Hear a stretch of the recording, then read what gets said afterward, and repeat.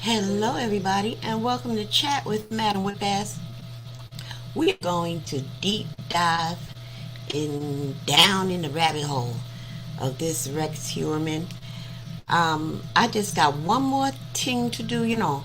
I want to thank you all for showing up and supporting me, even if it is only 2 or 3 people.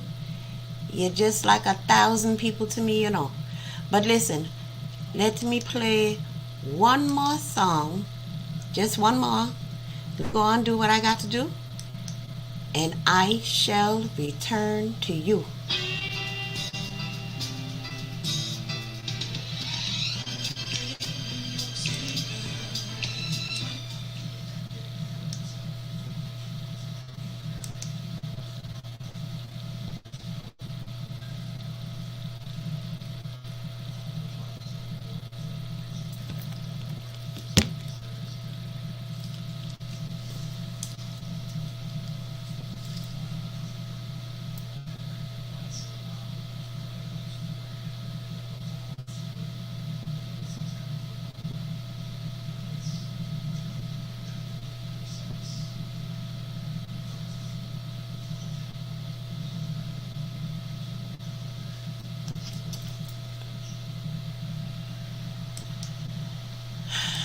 Lord.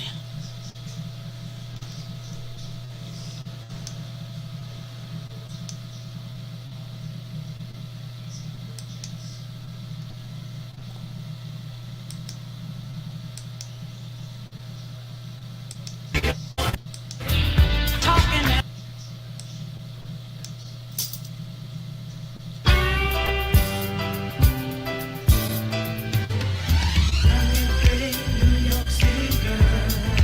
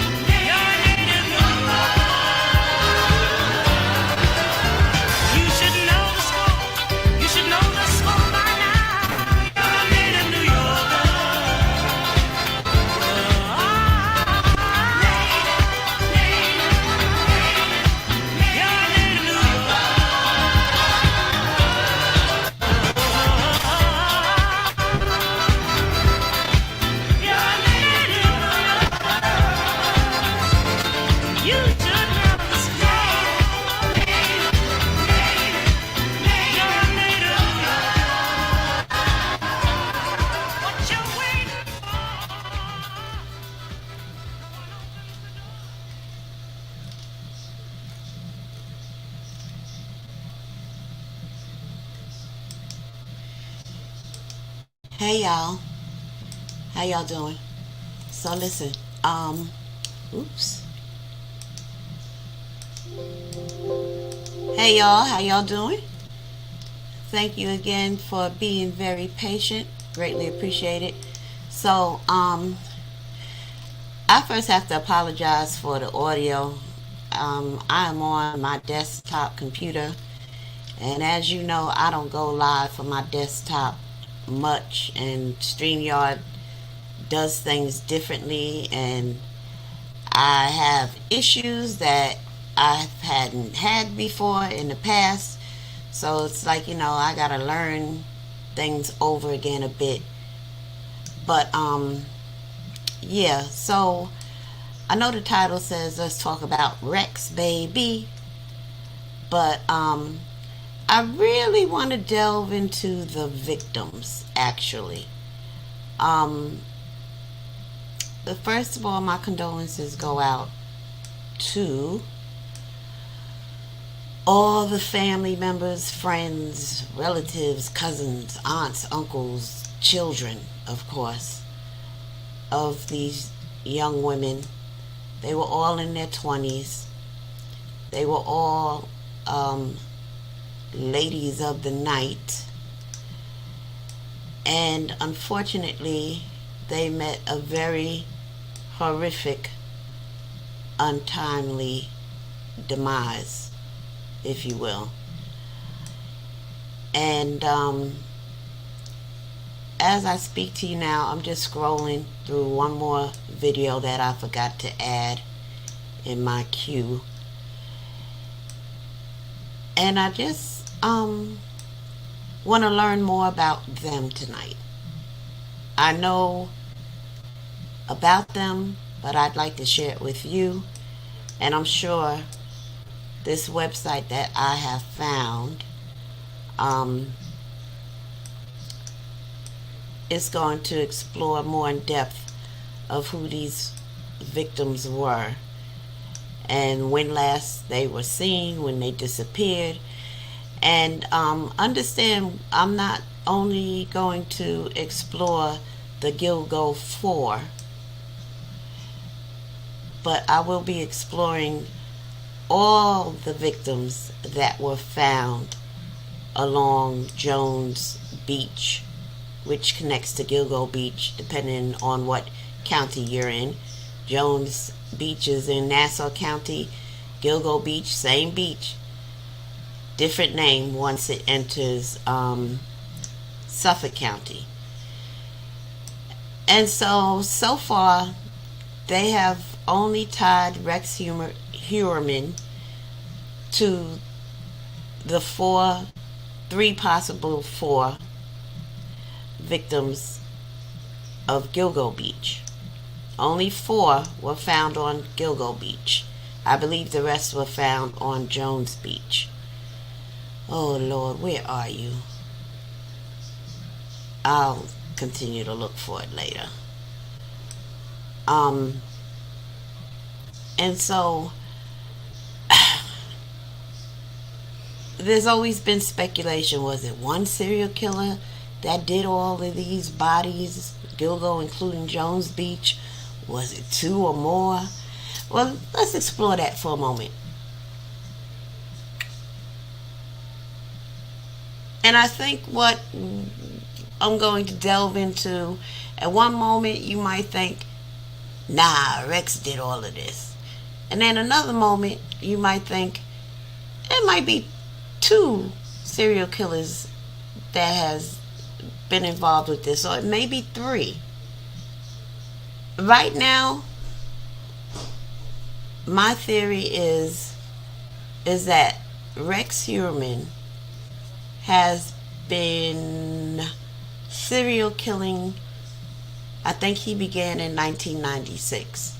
So far, I'm beginning to think that he was the only serial killer. Now, if there's more than one serial killer involved in all these cases, I certainly, for one, would not be surprised. Because as I stated in my last video, people from Long Island are very, very, very strange. I can't explain it, but If you grew up in the five boroughs or even, Harlem or whatever, and you've worked with people from Long Island, you know what I'm talking about. They're just flat out strange. And so I wouldn't be surprised if there's more than one serial killer. Not in the least. I would not be surprised.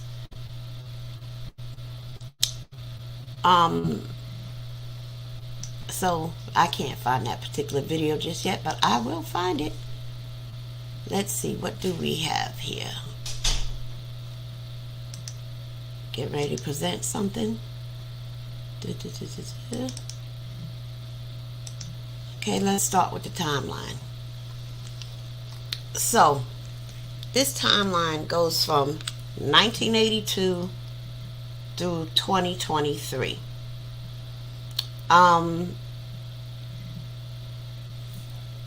Hold on.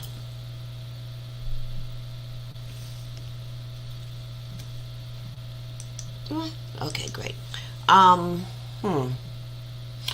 In 1982, I would say Rex was about 19 years old. He graduated high school in 1981. He was born in 1964, I believe. So in 1982, he was about 19 or 20. And if you look at this one, February 1st, 1982, it's not officially linked. This is Tina Foglia. She was 19. Last seen on February 1st, 1982 at the Hammerheads Music Venue in West Islip, New York. Her dismembered body was discovered on February 3rd next to the Southern State Parkway. Her remains were placed in 3 garbage bags. The DNA of an unknown male was found on the bags. I would think if Rex had something to do with this one, they would have already matched the DNA. Let's take a look at Tina. There she goes. Rest in peace, baby girl. There she goes again. Alright, that's Tina. The ones that I believe he may be responsible for starts in April of 1996. So April 20th, 1996, 2 female legs wrapped in a plastic bag were discovered on the bayside shore of Fire Island, 1 mile west of Davis Park Beach. This victim is referred to as the Fire Island Jane Doe. The victim's skull would later be found on April 11, 2011, west of Tobay Beach in Nassau County. Here she was named Jane Doe number 7. The 2 sets of remains were later linked by DNA. So this is a sketch of Fire Island Jane Doe. So going back in 1996, her legs were found wrapped in a plastic bag on Fire Island. April 11th, upon searching, understand this, 1996 you find the legs. We're going to 2011. Her skull was found among the remains of the 11 individuals west of Tobay Beach in Nassau County. And her skull and the legs were linked by DNA. Go to June 1997. The dismembered torso of a young African American female was found in Hempstead Lake State Park. I spent a lot of time in that park. She had a tattoo of a heart-shaped peach on her left breast and was given the name Peaches. Police estimate that she had died less than 3 days before being discovered. On April 11th, 2011, police discovered skeletal remains inside a plastic bag near Jones Beach State Park, referred to as Jane Doe number 3. In December 2016, Peaches and Jane Doe Number 3 were positively identified as being the same person. DNA analysis identified Peaches as the mother of Baby Doe. Both were found wearing similar jewelry. So June 28th, 1997, her torso was found in Hempstead Lake State Park. On April 2011, they discovered skeleton human remains inside a plastic bag near Jones Beach State Park. And there's also a baby found in this area. And they were both found wearing the same jewelry or similar. And it was mother and child. Let's take a look at this Peaches.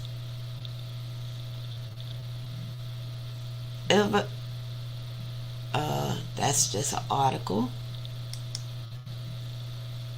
There goes a tattoo, Peaches. Oof.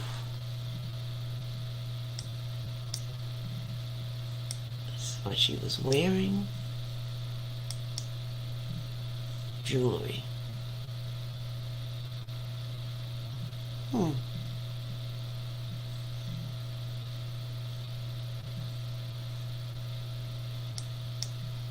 So jewelry she had.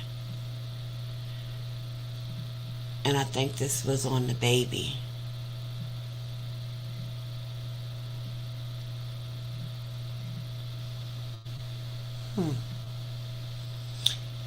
This jewelry is so common. So very common.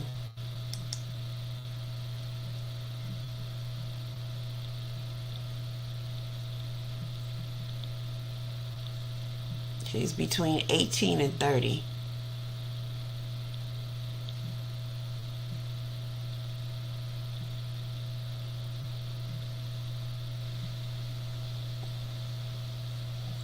All right. Let's go back to the jewelry. Okay. So then we get to 2000. The torso of a woman was discovered by hikers in the Long Island Pine Barrens of Manorville. The torso was found wrapped in garbage bags and dumped in the woods near Halsey Manor Road. She was named the Manorville Jane Doe. So her torso was found in 2000 in Manorville. April 4th, 2011, 11 years later, a skull, Jesus Christ, pair of hands and right foot were found in a plastic bag near Ocean Parkway on Gilgo Beach. These remains would be designated as Jane Doe number 6 until being linked by DNA to the Manorville Jane Doe. In May 2020, police announced they had positively identified the Manorville Jane Doe as Valerie Mack, 24, born July 2nd, 1976.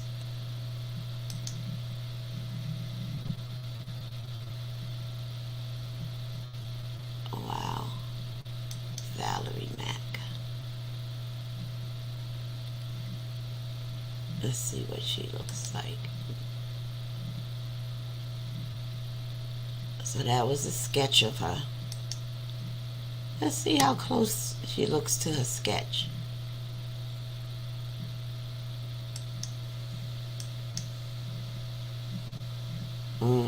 Wooded area in Manorville.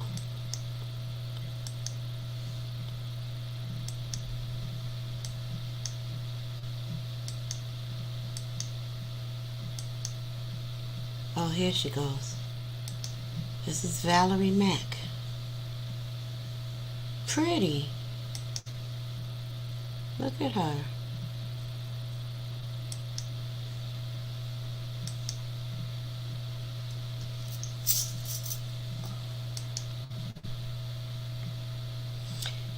She doesn't look nothing like that sketch.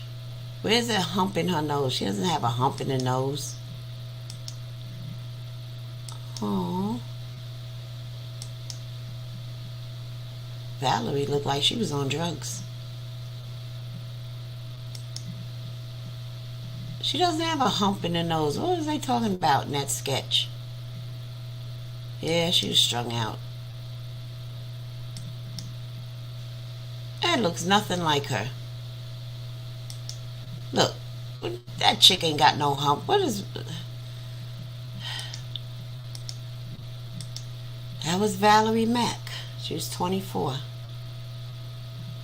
Murdered in 2000, or at least the body was found. And the rest of her was found 11 years later. A fucking monster on Long Island. There's one in 2000, not officially linked. Hunters found the body of a white or Hispanic man in the woods off of the eastbound side of the Long Island Expressway near exit 68 North Shirley. The victim had black hair and was wearing blue and white striped Gap boxer shorts. His age was estimated to be between 30 and 45. He was 5'6" and 6 feet tall, weighed 130 to 150 pounds. A surgical staple was noted embedded in his chin. He had multiple traumatic injuries, including a crushed larynx, implying he was strangled.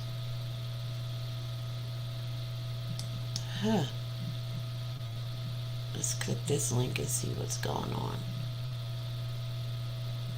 Well, first of all, let me see. Okay, it's working. Alright, we're going to go back.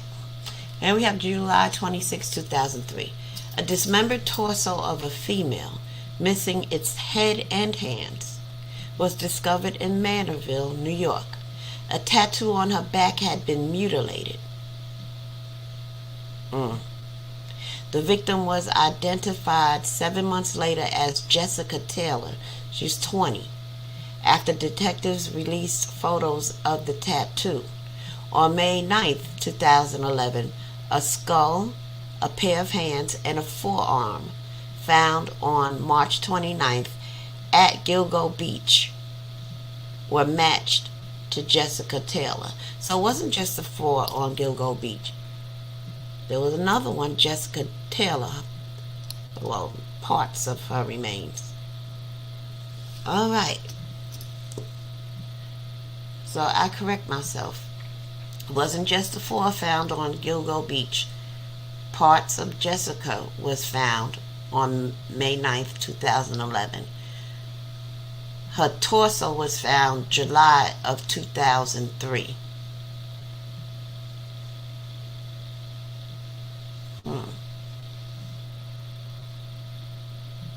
I think it's the same killer, a serial killer, just trying to confuse people and, dismember and just throw body parts in different areas. I guess they never thought they would be found on Gilgo Beach. I'm going to go back to Peaches. That was Valerie Mack. Dismembered the same way.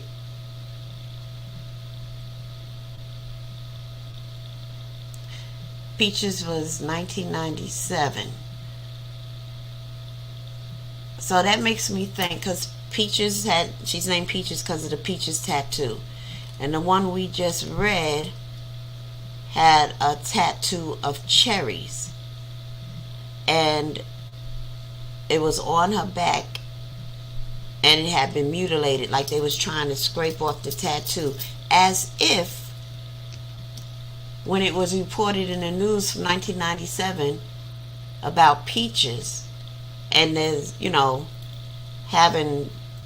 showing the picture of the tattoo, maybe the tattoo artist would recognize the work he had done, because Peaches, again, was tattooed above her breast.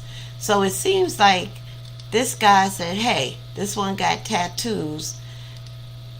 Let me try to scrape it off so that this individual can't be identified.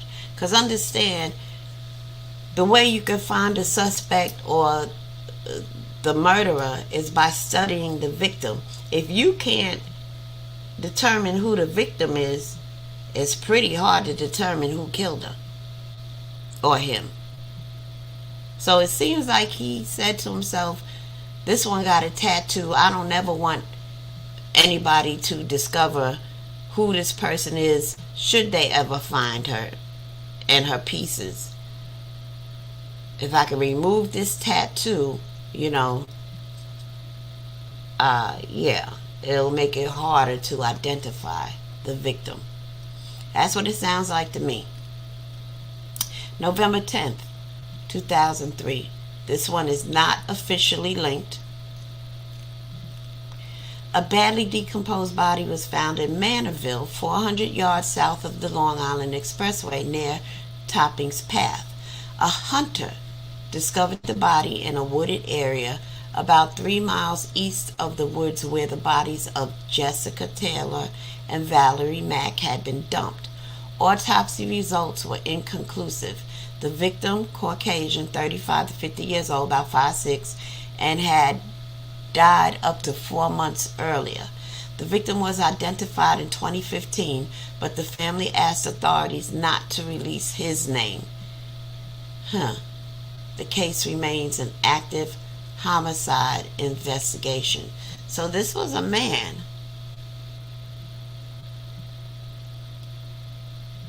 Could have been a gay man. Very interesting. A hunter. So this is an area where hunters go hunting. Whether it's, I don't know if there's any deer in Long Island.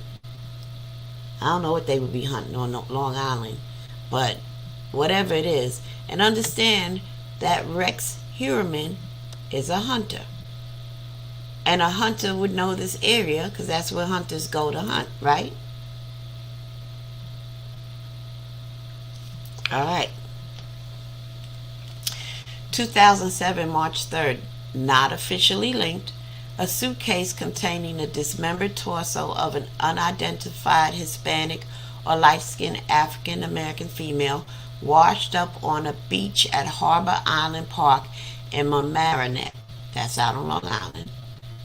Or is that part of Queens? A few weeks later, her legs washed up in different areas of Long Island. A stab wound was noted on the torso. She had a tattoo of 2 cherries on her right breast. Never identified. She is referred to as Cherries by investigators. Hold on. Am I getting confused? Y'all, I'm tired.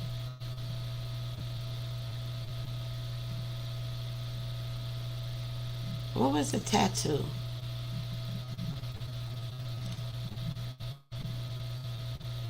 It doesn't say tattoo. I thought Jessica Taylor was Cherries.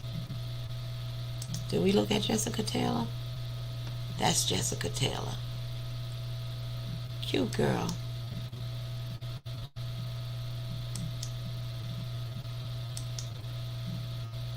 Oh.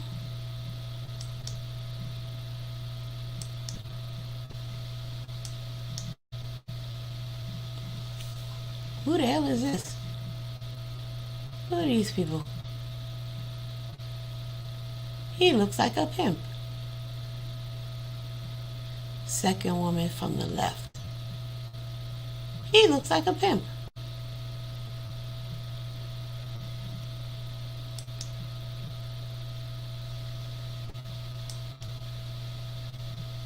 She's been through stuff. Those eyes tell you a lot, won't they? Alright. We did March 7th. So this is the African American 2 Cherries. She's called Cherries.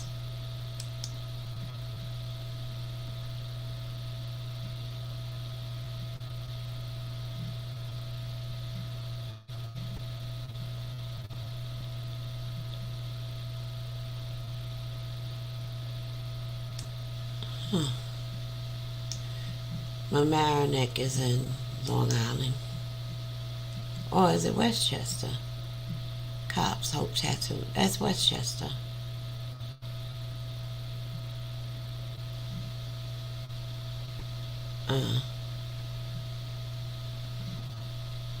Good Lord. Alright.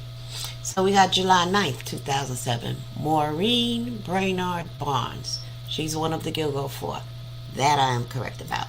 She's 25, last seen in her room at the Super 8 Hotel in Midtown Manhattan. She had left her home in Norwich, Connecticut to meet a client she had booked through Craigslist. She was reported missing on July 14th, 2007. Maureen's body would be found December 13, 2010, beside Ocean Parkway near Gilgo Beach. She had been strangled. This is Maureen.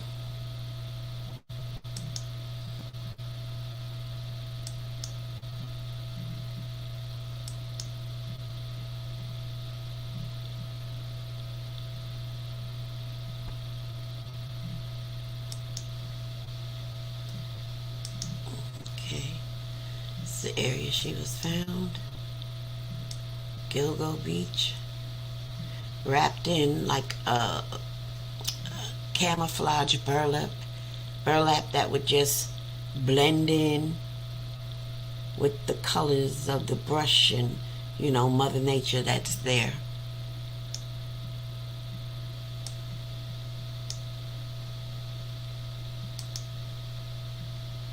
Okay, 2008. This one is not officially linked. This is Tanya Rush.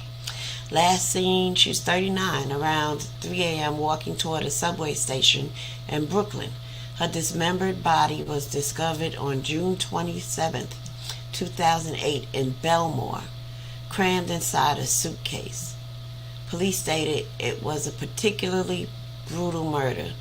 There was a lot of rage in this. Tanya Rush. Look, she looked like a round-away girl.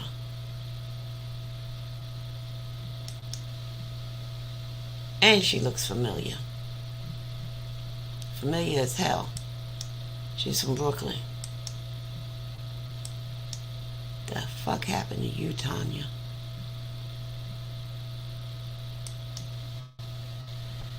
Alright. Melissa Barthélemy, one of the Gilgo Four. She's 24. Was last seen outside her apartment on Underhill Avenue in the Bronx. She had arranged for a $1,000 date with a client the next night somewhere on Long Island. After her disappearance, her sister received several phone calls from a man using Melissa's cell phone and claiming to be her killer. Melissa's body was discovered December 11th, 2010, beside Ocean Parkway near Gilgo Beach. She had been strangled.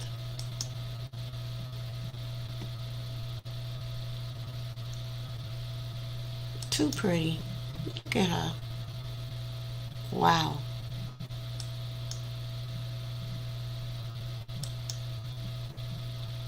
Oh, she looks so different. I guess she dyed her hair blonde. That's a natural hair color, it looks like. Or is that the natural color? I don't know. She definitely ain't a blonde. That blonde made her look completely different. I can't even believe this is the same person.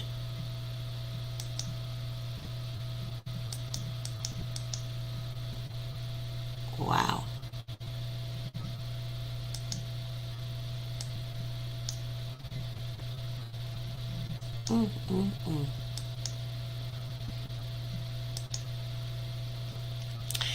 So May 1st, 2010, not officially linked, Shannon Gilbert.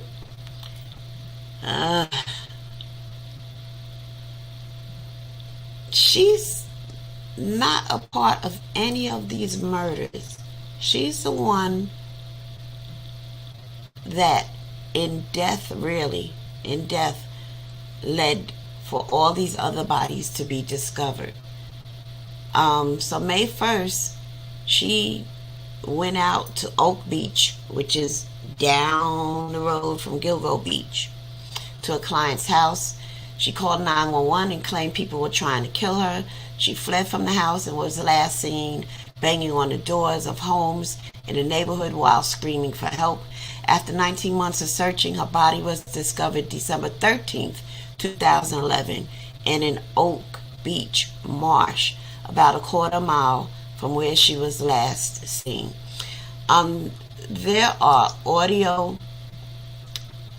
There's audio of her calling and on the phone with 911.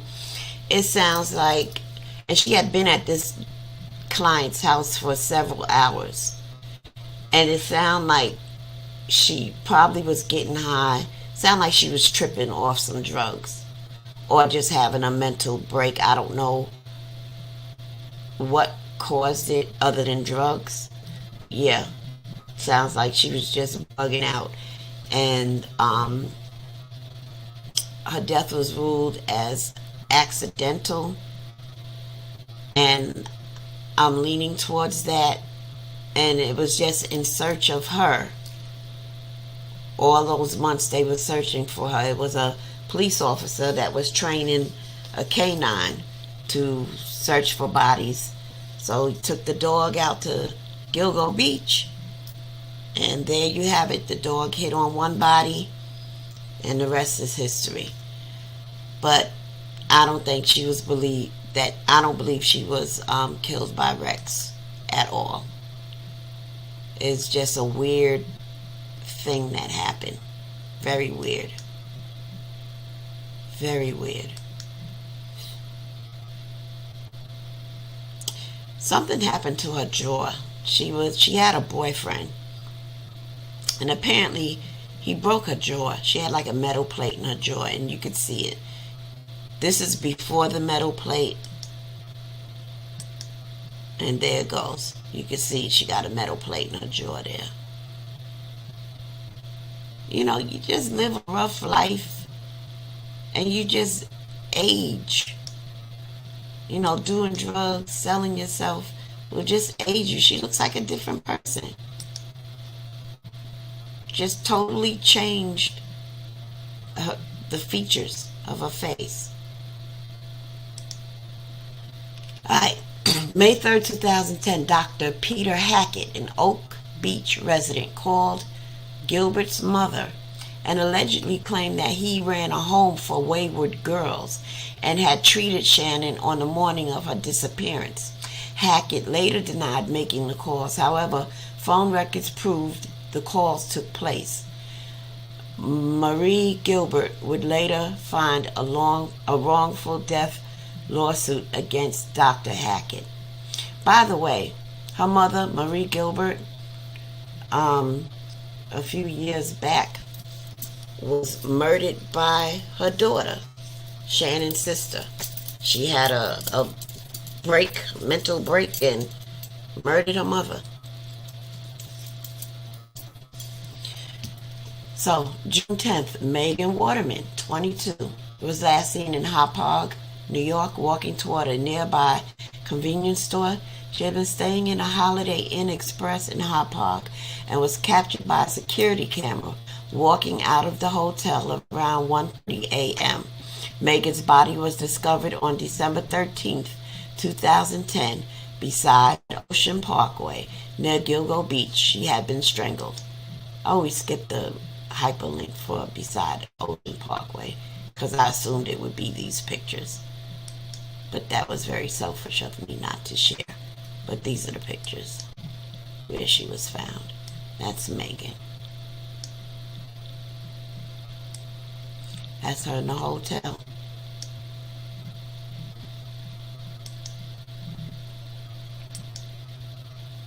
Now, if she's in a hotel, why wouldn't a John come up to the hotel room? He probably called her and said, "Hey, I'm kind of hungry. You hungry? Let's go get a bite to eat." And that's why she was leaving. I'm assuming, of course. That's what makes sense to me. He definitely wasn't trying to kill her in a hotel. He needed to take her someplace where he would have total control and there would be no eyewitnesses. when I profiled him back in 2011, I said that he was a man, a rich man. Again, I thought he owned a law firm, but Rex owns an architectural firm. And I knew that he had several properties. So he was taking them somewhere. Could have been his own house out there in Massapequa. Time will tell. This is Megan.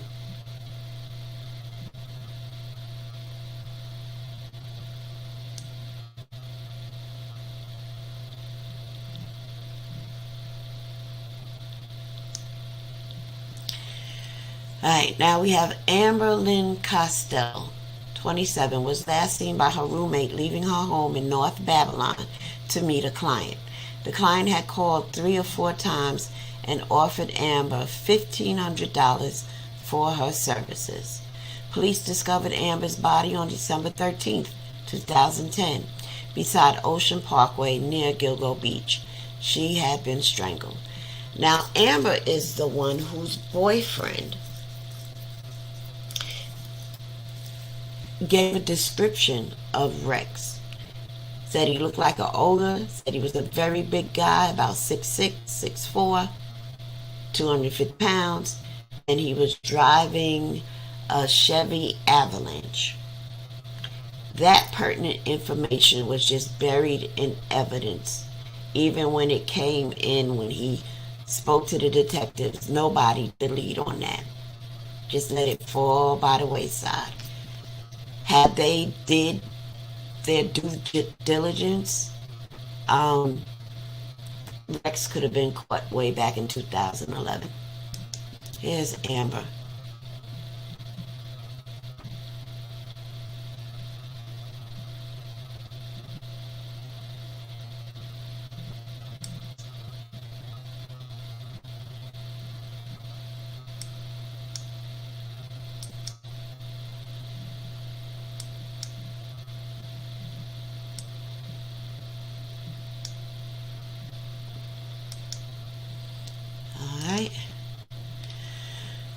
A Suffolk, December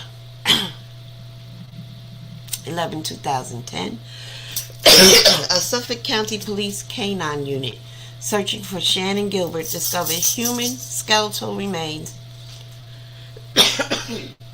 along Ocean Parkway at Gilgo Beach. The victim was later identified as Melissa Bartholomew.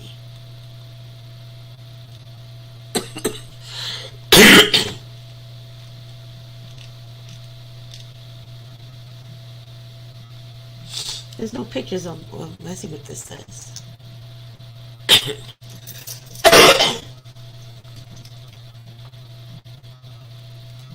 Yeah, she was the first one to be found. See, there's an officer training the canine. What the heck? Don't play with me. Thank you. December 15, 2010, the FBI Office to Assist in the Investigation, police seized a white SUV from the client's Oak Beach residence. Suffolk County Medical Examiner, this is December 16, 2010. Office reports the 4 sets of remains are all female victims and that Shannon Gilbert is not among them. Still dealing with this bronchitis. The ME's office holds a press event to explain an investigative approach involving dental records, DNA comparisons, and or facial reconstruction to help identify the victims. On January 19, 2011, they identified one victim as Megan Waterman, who was reported missing on June 2010. The identities of the 3 remaining victims were still unknown at this time. By the 24th, police revealed the identities of 3 remaining victims. That's Maureen, Melissa, and Amber. along with Megan Waterman. These 4 victims are referred to as the Gilgo Beach Four. District Attorney Thomas Spoda states that a serial killer is responsible. He also reveals that all 4 victims worked as escorts using Craigslist. Police Commissioner Richard Dormer states the search will resume once weather conditions improve. So by March, at the beginning of spring, I imagine, the Suffolk County Police returned to Gilgo Beach to continue the search for Shannon Gilbert. 1 mile east of the original site, police discover a skull, forearm, and hands. These would later be identified as additional remains of Jessica Taylor, whose torso was found in Manorville in 2003. Yeah, see, I think this is all Rex. Police state that the 5th set of remains discovered are not those of Shannon Gilbert. They finding everybody but Shannon. April 4th, police find 3 more sets of human remains along Ocean Parkway between Oak Beach and Gilgo Beach. I see. The body of an Asian male dressed in women's clothing was discovered. The victim may have been transgender. The cause of death was determined to be blunt force trauma to the head. A sketch was released in September 2011.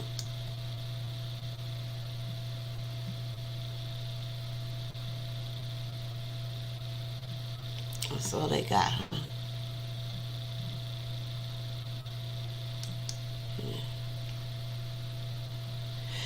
A skull, hands, and foot were found and referred to as Jane Doe number 6. These remains were later linked to the Manorville Jane Doe, whose torso was found in Manorville in 2000. Sketches were released in September 2011. Oh, that's the hook nose sketching. That girl's nose is nothing like that. I don't know who this person is, but it certainly isn't that individual. An unidentified female toddler, referred to as Baby Doe. She was found wrapped in a blanket with no apparent signs of trauma.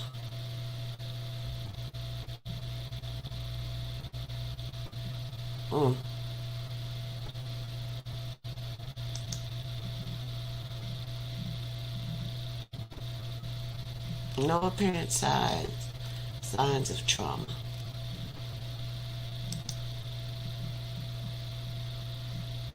Was a toddler. I was thinking, did he just wrap up and just leave her there? But it was a toddler. I think like walking age. So, I don't know. April 2011, police discovered 2 more sets of remains in separate locations along Ocean Parkway. A plastic bag containing upper and lower extremities was found near Jones Beach State Park. DNA testing later determined that this victim, referred to as Jane Doe number 3, was the mother of the child found the week prior. Wow. A skull was discovered along Ocean Parkway west of Tobay Beach. This victim was referred to as Jane Doe number 7 and was later linked to the Fire Island Jane Doe, whose legs were found in 1996 on Fire Island.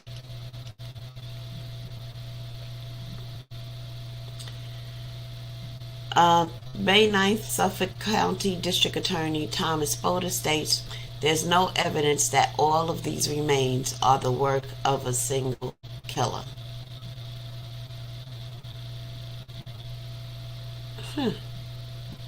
It's fucking scary if it ain't just one. May 17th, Suffolk police revealed they are reviewing other homicide cases for possible links to the bodies found along Ocean Parkway. The only case specifically mentioned is Tanya Rush, whose body was found June 27, 2008 in Belmore.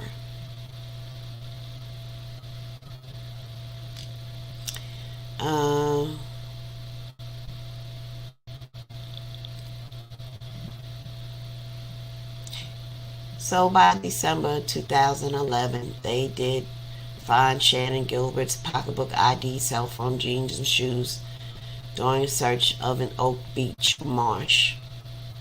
And by the 13th, her body was discovered in the Oak Beach marsh, a quarter mile from where her belongings were found. Wow. Homicide detectives spotted her remains 9:14 a.m. This may be just a young lady who ran into the brush in a hysterical state, fell down, and expired for some reason.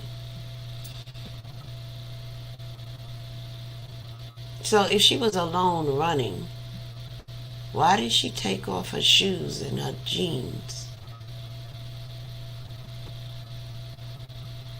And this was in May, so it wasn't cold.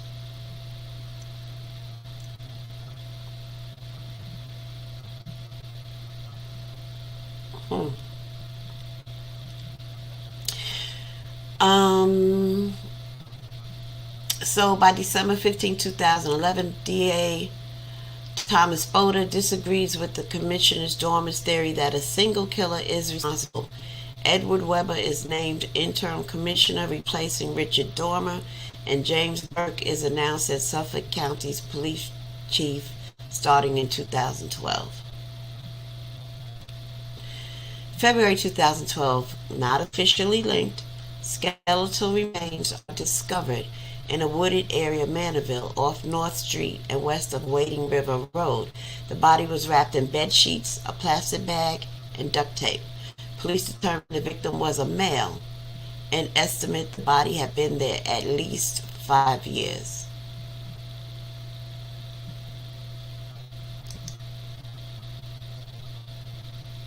Was he a gay man found on Craigslist? They don't say that.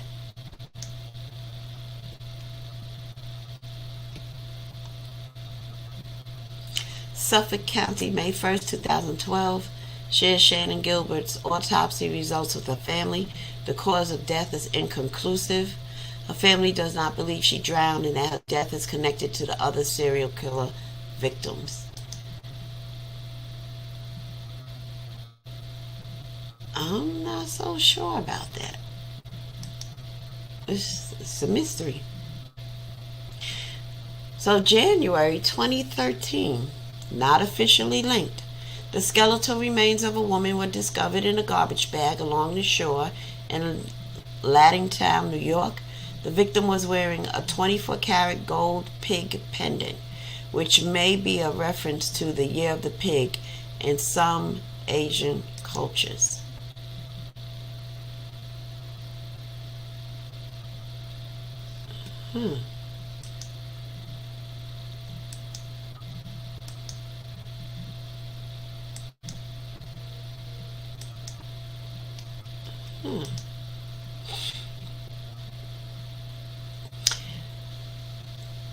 Moving up to 2013, not officially linked.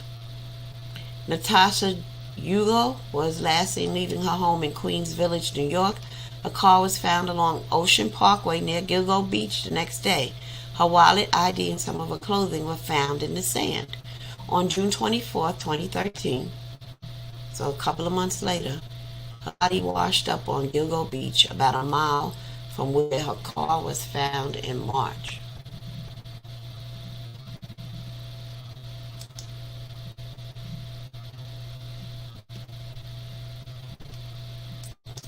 Natasha.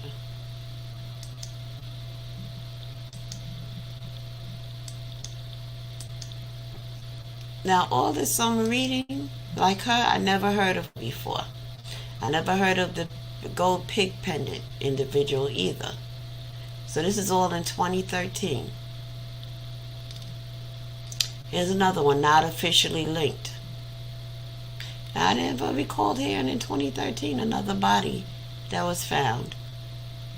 A car was found along Ocean Parkway.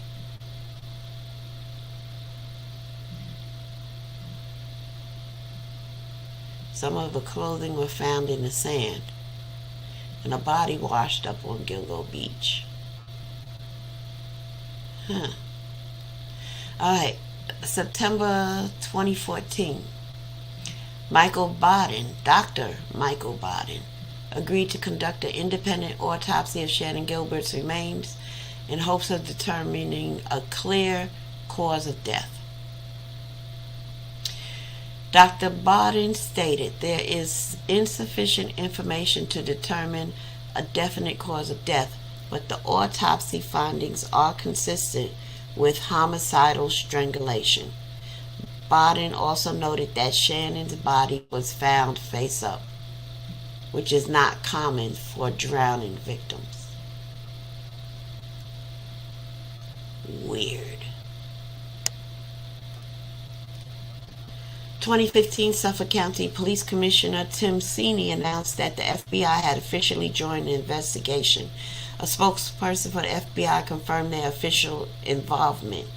The FBI had previously assisted in the search for victims, but was never officially part of the investigation. Now, that's strange. This is 5 years after finding the body, and the FBI, the bodies, are just now becoming officially part of the investigation. It was 2016. Shannon Gilbert's mother, Marie Gilbert, was murdered in her home in Ellenville, New York. One of her daughters, Sarah Gilbert, was arrested and charged with the murder. How freaking sad. How tragic. September 2017, not officially linked. Suffolk County DA Robert Biancavilla stated that John Bitroff, a carpenter from Manorville, was being investigated for possible connections to the remains found at Gilgo Beach. In July 2014, Bitroff was charged with the murders of 2 women in 1993 and 1994. He is also a suspect in the murder of a 3rd woman. In September 2017, he was found guilty and sentenced to 2 consecutive life sentences. Let me tell you something about this John Bitroff. So, how they found him, there was DNA on one of the women, or maybe both. Now, his brother was in prison or something. His DNA was in the system. The DNA matched the brother to the point where I'm trying to explain it, how it works. It didn't say it was the brother who was in prison murdered them. It said someone in his family murdered these women, which turned out to be his brother, John Bitroff. That's how they caught him. DNA ain't no joke. 2019, State Senator Phil Boyle introduced a bill in the State Senate encouraging the Commission on Forensic Science to use genetic genealogy to identify victims. 2019, November 15th, not officially linked, a 54-year-old Long Island man, Andrew Fry, was arrested for allegedly trying to kidnap 2 sex workers on separate occasions. He was charged with multiple accounts of attempted sex trafficking and attempted kidnapping. I'm telling you, people on Long Island are very, very weird. In both cases, one in July 2019, the other in October 2018, the women escaped by jumping out of his moving vehicle. Handcuffs, knives, guns, rope, zip ties, and manuals on knot tying were recovered in a search of his home and vehicle. He also has a history of violence against sex workers. Federal investigators were examining whether Fry had any connection to the Gilgo Beach murders. Hey, if I would have known about this back then, I would have said, yeah. But apparently, not him.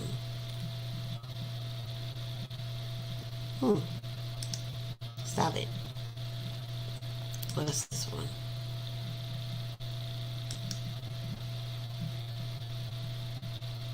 Huh.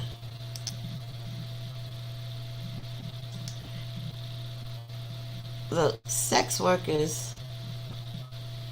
Why do these crazy motherfuckers always be married with just 2 children? It's never 3 children, it's never 5 children, it's never 1 child, it's always 2 children. And it's always a boy and a girl.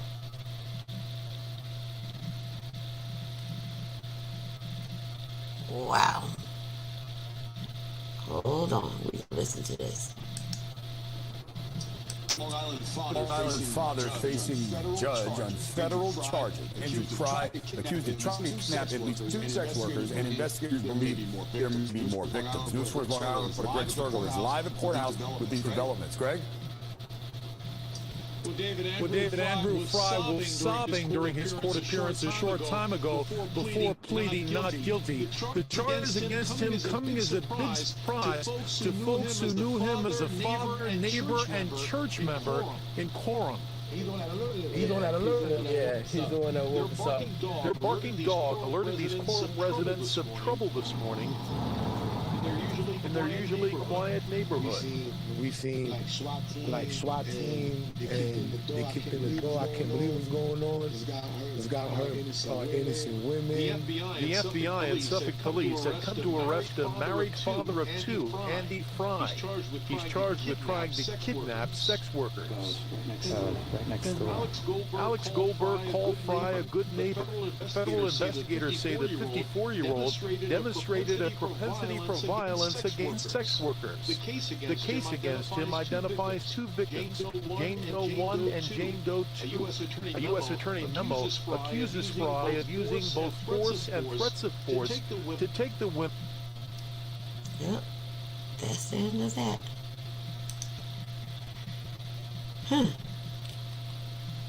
2020, Suffolk County Police released images of a belt found at one of the Gilgo crime scenes. The letters HM or WH are embossed into the leather. Police believe the belt was handled by the killer and did not belong to any of the victims. Police Commissioner Hart stated the forensic genealogy was being used to help identify victims.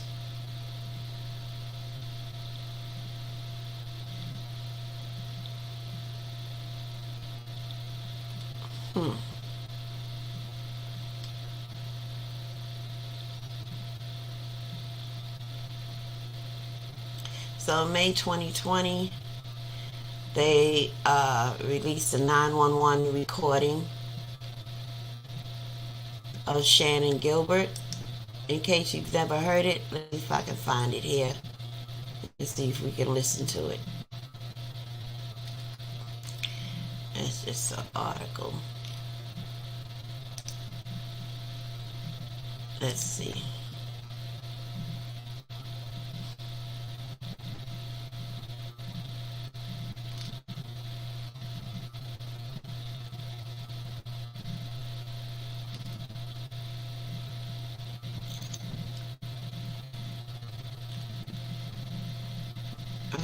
It's just a news report. I'll try and find that recording. That shouldn't be hard to find. Let's listen to it and see what you think. Okay, May 22nd, 2020. Suffolk County Police Department said in a statement they had positively identified the Manorville Jane Doe, also referred to as Jane Doe number 6, whose remains were found in Manorville in 2000 and Gilgo Beach in 2011.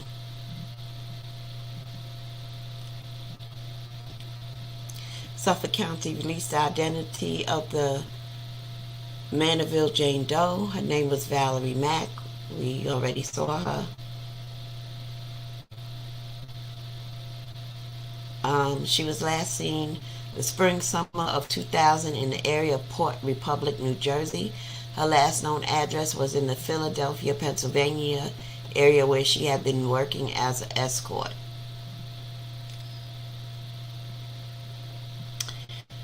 May 29, 2020, not officially linked. Suffolk County Police updated the Gilgo News website with the case of Andre Jamal Isaac, 25. Isaac, also known as Sugar Bear, disappeared before Thanksgiving in 2002. His torso was found in December 2002 in Auburn. His head, arms, and legs were discovered in 2 locations in Mauritius in 2003 and 2004. Andre was a cross-dresser or drag queen. Sugar Bear. He was a dancer. That's Sugar Bear.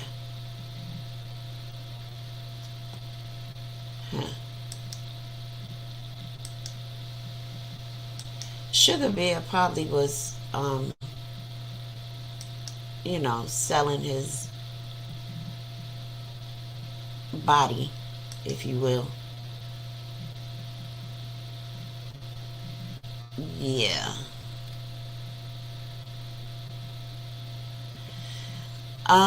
September 22nd, 2020, state regulators have approved the use of forensic technique known as familial searching.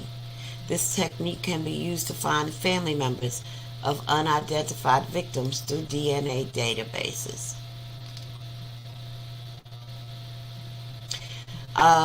2020 December, the Suffolk County Police Department released additional photos of a belt recovered during the initial investigation at Gilgo Beach. Here's photos of the belt, I think. HMWH.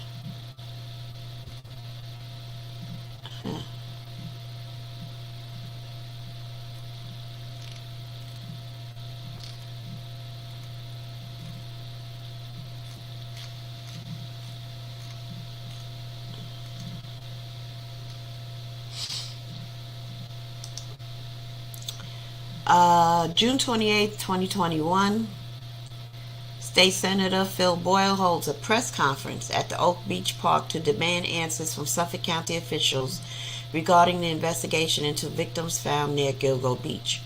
Boyle asked New York State Attorney General Letitia James to appoint a special prosecutor to review the initial stages of the investigation. All right.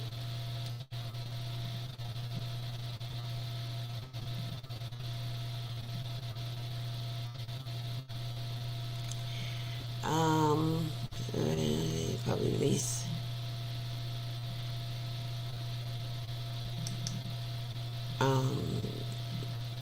Just trying to see if the 911 recording it there. It is not. So, February 2022. So this is when the new administration comes in Suffolk County. Police Commissioner Rodney Harrison announced the creation of a new task force dedicated to solving the case. The task force will be comprised of homicide detectives, the FBI, the Suffolk District Attorney's Office, and the Suffolk Sheriff's Office. April 12, 2022. Rodney Harrison held a new conference announcing updates in the investigation. 5 videos showing the last known surveillance footage of Megan Waterman have been released. The videos show Megan in the hotel lobby before walking out the front exit. Crime Stoppers has increased the award from $25,000 to $50,000. The official case website, GilgoNews.com, has also been redesigned. 5 videos.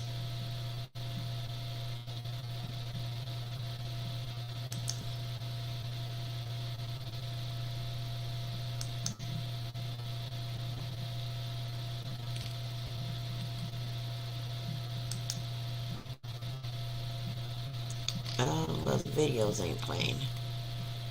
No problem. We'll just go back to reading. So Suffolk County Police in May of 2022, last year, have released additional information on the victims referred to as the Gilgo 4. The information can be found at the official website, gilgonews.com, within the pages for each victim. And we looked at all of these, I believe.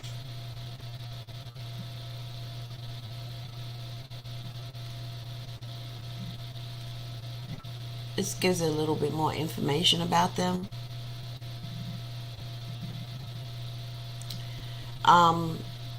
By this time in May, they've already had Rex HEUERMANN's name. They've had his name since March of 2022. By then, they've already had warrants to search his computers. How they were doing it without having his computer? Shit. Some kind of technology.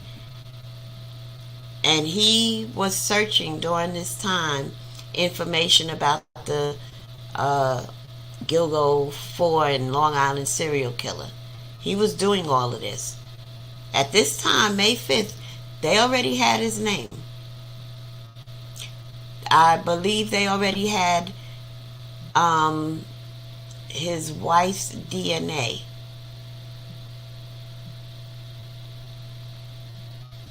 So now they believe that, he's checking on the police and the investigation. So they're updating it with, various information.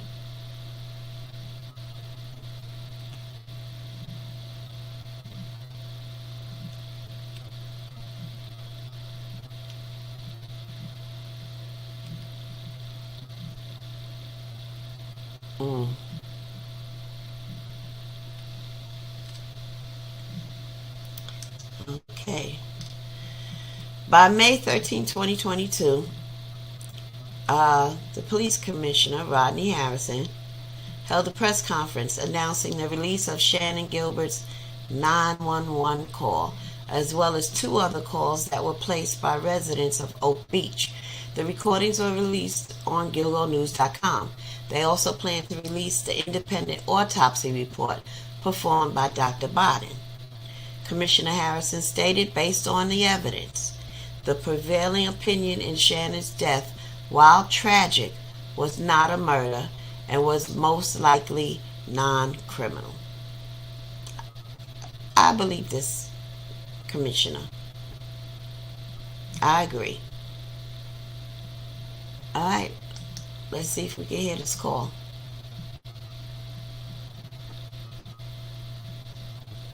Good afternoon, everyone. And thank you for being here. Before we begin, I would like to take a moment to acknowledge and extend my sincerest condolences to the Gilbert family, who have endured so much over these last 12 years. Shannon was a loving daughter. Here it goes. This should be the call. How can I assist you? Hello? Hello? Hello, you dialed into the 911 system. How can I assist you? Hello? Do you need the police? Where?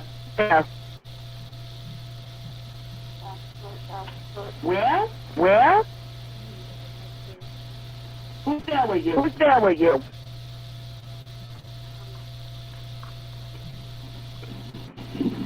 Hello?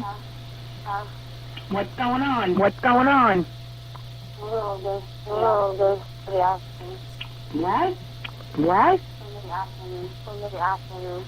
Somebody is harassing you? Who? He's Trey Carrion. Let me talk to him. Let me talk to him.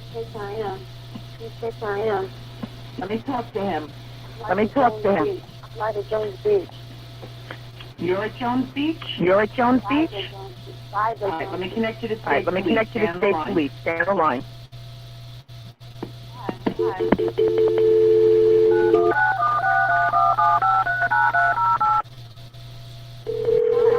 gotta talk louder to them. Why? State police, keep aside. State police. Yeah, there's somebody asking me. I'm sorry? There's somebody asking me. Where are you? There's somebody asking me. Okay, where are you? There's somebody asking me. Where are you, ma'am? I don't know. You're driving right now? No, I'm inside the house. I'm sorry? I'm inside the house. What house? I don't know. Can you check where I am? I'm sorry? Can you check where I am? No, I can't. What's your callback number you're calling from? Huh? What phone number are you calling from? Somebody's asking me. Please. Are you in Suffolk County or Nassau County? I'm in Long Island. Where on Long Island are you?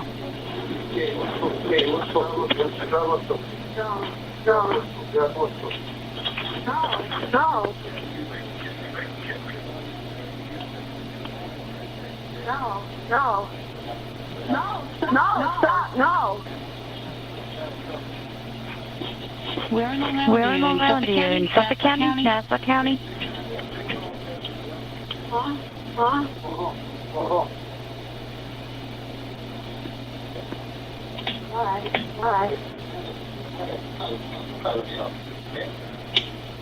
You call me by my name. Why? County, you on the line? Stop. Please stop. Stop it, please. Please stop. Please. Can you open the door? Please. No, please.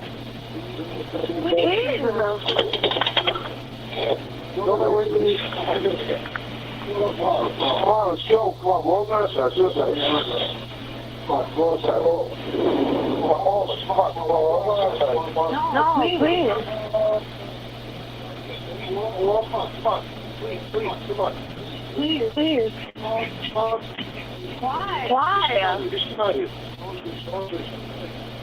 Why? County, are you on the line?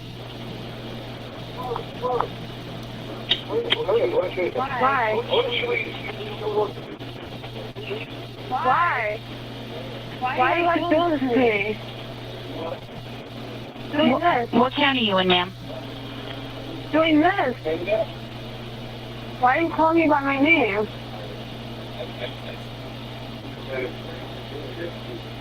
Please. No, please. No, stop it, please.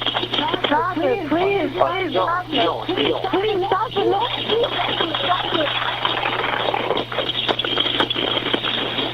Please stop it. No. We fix that. Please stop it. No, please stop it. Please. No, what are you going to do to me? What are you going to do to me? Stop it. Get ready.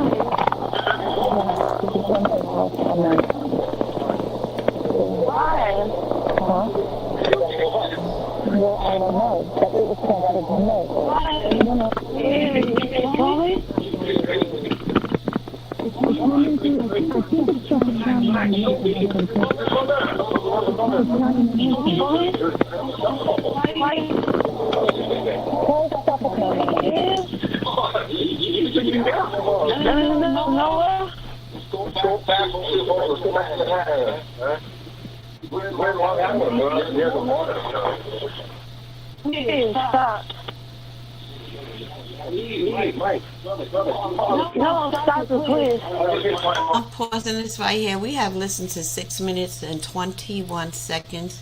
This call is 22 minutes and 43 seconds long. So far, what have you concluded? You can barely hear what's being said by the guys in the background. I know one of the guys is her driver who brought her there. The other guy is the John. And it sounds like the John, the client, is just trying to get her out of his house. And it sounds like she doesn't want to leave. And then we just heard her driver say, come on, come outside, come with me, let's go back to Manhattan. We're in Long Island by Jones Beach or something like that. So he's trying to get her out. He's not trying to harm her. And does she not sound like she's tripping on some drugs, right? And I mean, you know, being an escort and doing drugs go hand in hand. I mean, it's like a unicorn if you find an escort who doesn't do drugs. I mean, this low level of escort. And probably, you know, high class call girls, they do drugs too. I mean, who would be sober, completely sober, don't drink, don't do no drugs, but you know, you're an escort? You know how many guys you're doing in a week? How do you do that sober? Anyway, let's continue. Please, my call, guys. I didn't do anything. Why?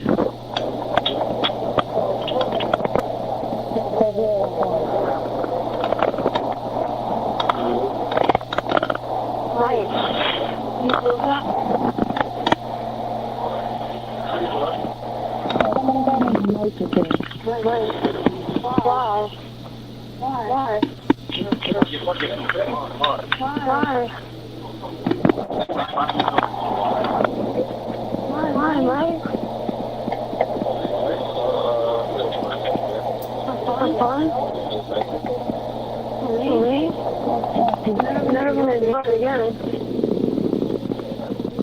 Why? I never did.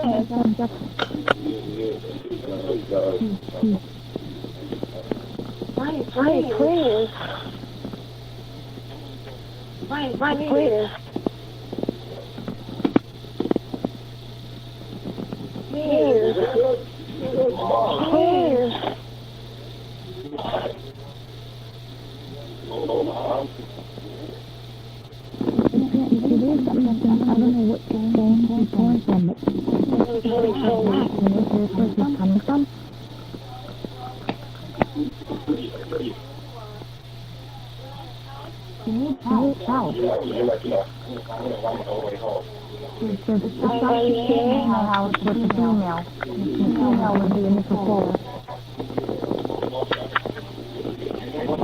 So this is a setup?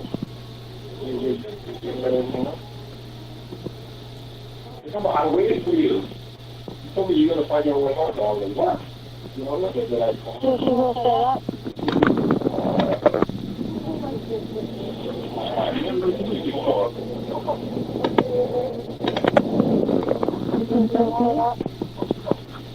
You're joking, right?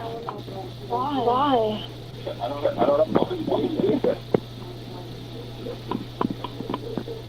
Hello, I'll say I'm going. You did? Why? There's 61 more. Why?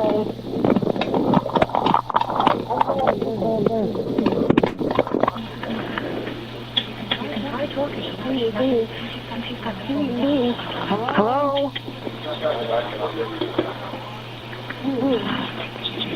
Hello? Please. What's the problem? What's the matter? What happened? Hello? Please, get me out of here, Lee.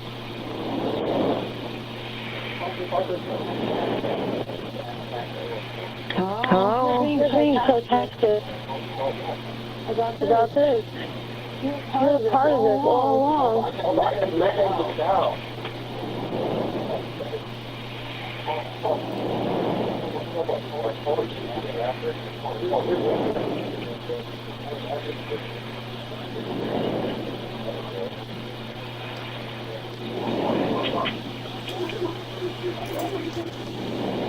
Please. Please.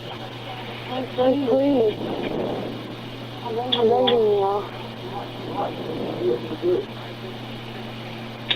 go home.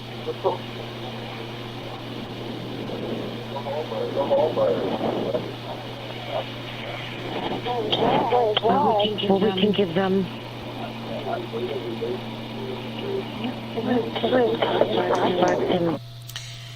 That's the 10-minute mark, and I didn't even check the audio to that. Y'all should have told me if the audio was bad. If you put in the 911 call, Shannon Gilbert, and YouTube search, I'm sure you can pull it up and listen to the rest of it. I stopped at the 10-minute mark.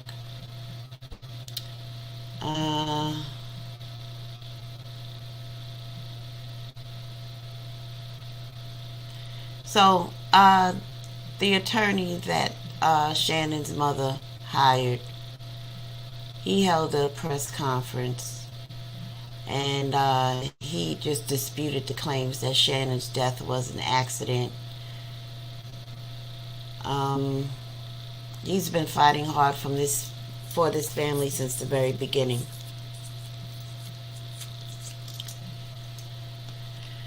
October 2022, the FBI is following a new lead in Alabama to identify Peaches and her daughter, Baby Doe.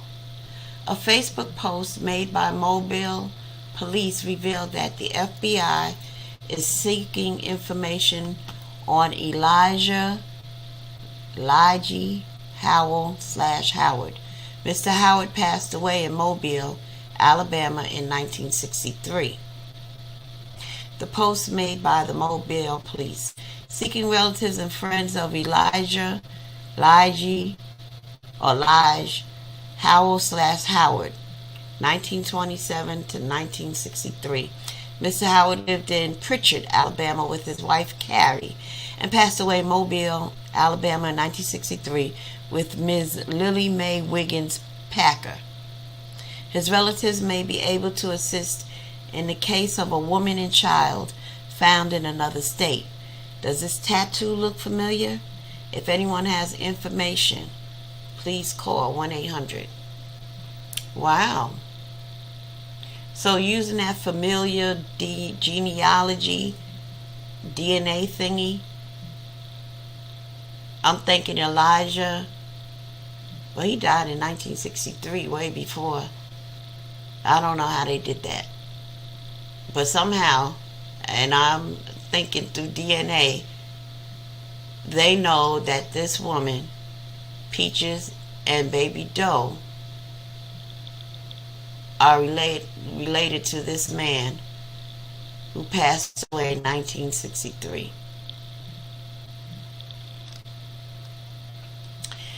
On July 14th, 2023, Rex Andrew Heuermann of Massapequa, Long Island, has been arrested and charged with 3 counts of first-degree murder and 3 counts of second-degree murder in the deaths of Melissa Bartholomew, Megan Waterman, and Amber Costello.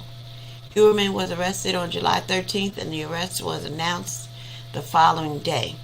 The investigators note, although the defendant is not yet charged with any crimes as to the disappearance and murder of Mrs. Brainard Barnes, Rex A. Heuermann is the prime suspect in her death, and state there is substantial evidence of his involvement. Heuermann's lawyer entered a plea of not guilty on his behalf in state court. Judge Richard Ambrose denied Heuermann bail, citing the extreme depravity of his alleged crimes. Detectives executed search warrants at HEUERMANN's Massapequa Park home and Manhattan Architecture office. Here's a list of all the charges. Press conferences. Family attorney of Jessica Taylor speaks out after suspect's arrest.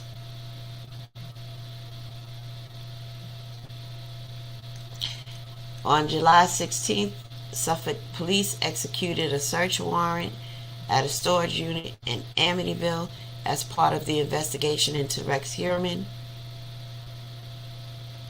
And let's take a look at the bail documents.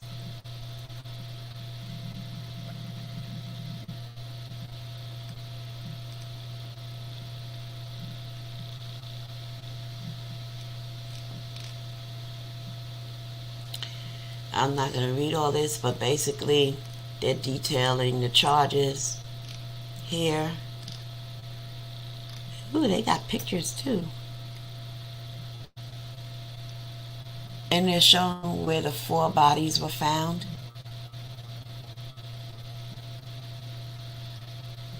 So this was the first one that was found here. Little did they know there would be 1 to the left and 2 to the right.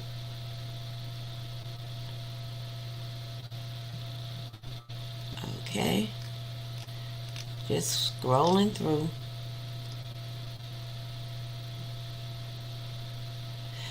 Two of the girls, he kept their cell phones and he called their family members.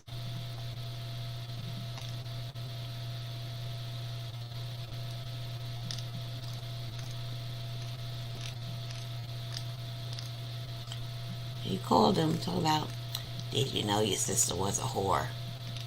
And I'm watching her body rot. Crazy shit like that.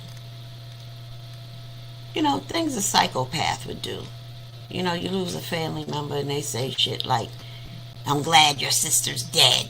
See, just like Rex, right?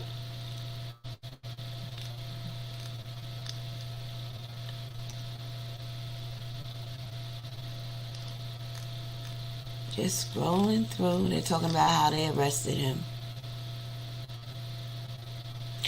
These are actually they're talking about the cell phone pings that were made from Massapequa as well as the area where he worked in Midtown, and detailing the calls that were made taunting the victim's sister about her sister being dead and murdered.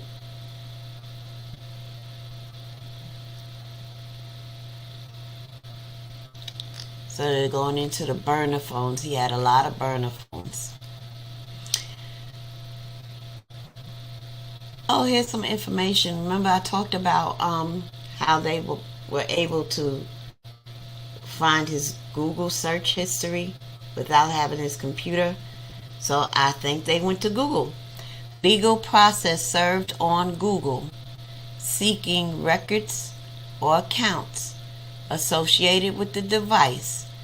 Identifiers of these additional burner cell phones revealed a connection to yet another burner or junk email account, namely Thork 080672. Sounds like somebody's birthday. At gmail.com. 060872. I wonder whose birthday that is. Herein, Thork email account.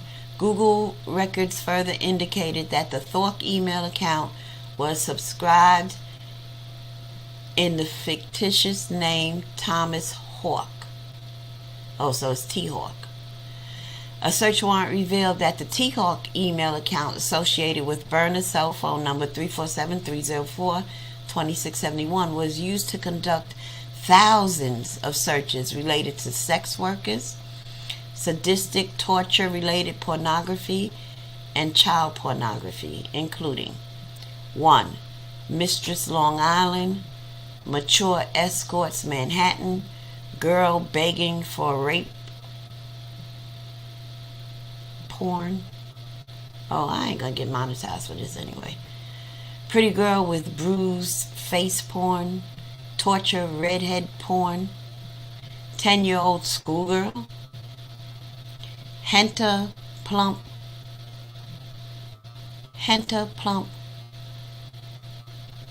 Coochie lips cut off porn. He wants to see coochie lips cut off. He's such a gentleman, isn't he? Skinny redhead tied up porn. Short fat girl tied up porn. Tied up and raped porn. Asian twink tied up porn. Tied slave force fed cock. Cum shot and crying porn. Girl hog tied torture porn. 10-year-old blonde hair girl.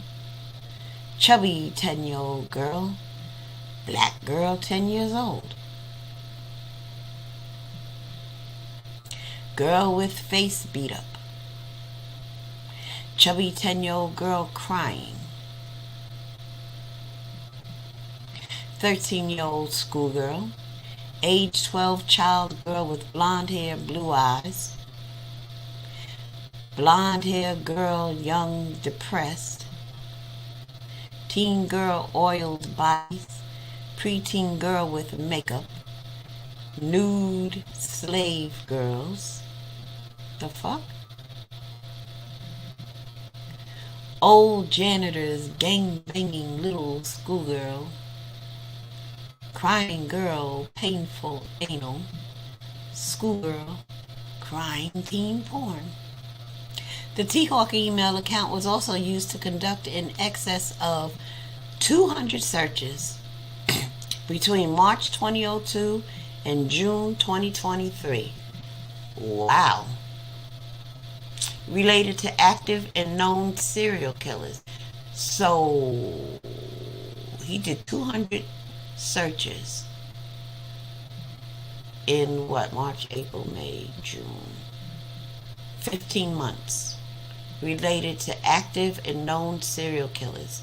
The specific disappearances and murders of Maureen, Brainerd Barnes, Melissa Barthélemy, Megan Waterman, and Amber Costello, and the investigation into their murders. These searches or articles accessed include, but are not limited to. So they only put a few that was included. They left a whole lot of stuff out. So my thing is, he's only searched about these 4 girls. But they didn't put everything in this either. Did he search about the other victims? Did he search about any victims that were found in Manorville? Body parts and stuff? It's possible they just didn't put it in this bail application form. So in 15 months, he made over 200 searches, and they're only listing 24 of them. Why could law enforcement not trace the calls made by the Long Island serial killer? Why hasn't the Long Island serial killer been caught? Long Island serial killer. Long Island serial killer phone call. Long Island serial killer update. Long Island serial killer update 2022. FBI active serial killers. Serial killers by state 2023. Map of all known serial killers. Unsolved serial killer cases. America's 5 most notorious old cases. 11 currently active serial killers. 8 terrifying active serial killers we can't find. John Bischoff.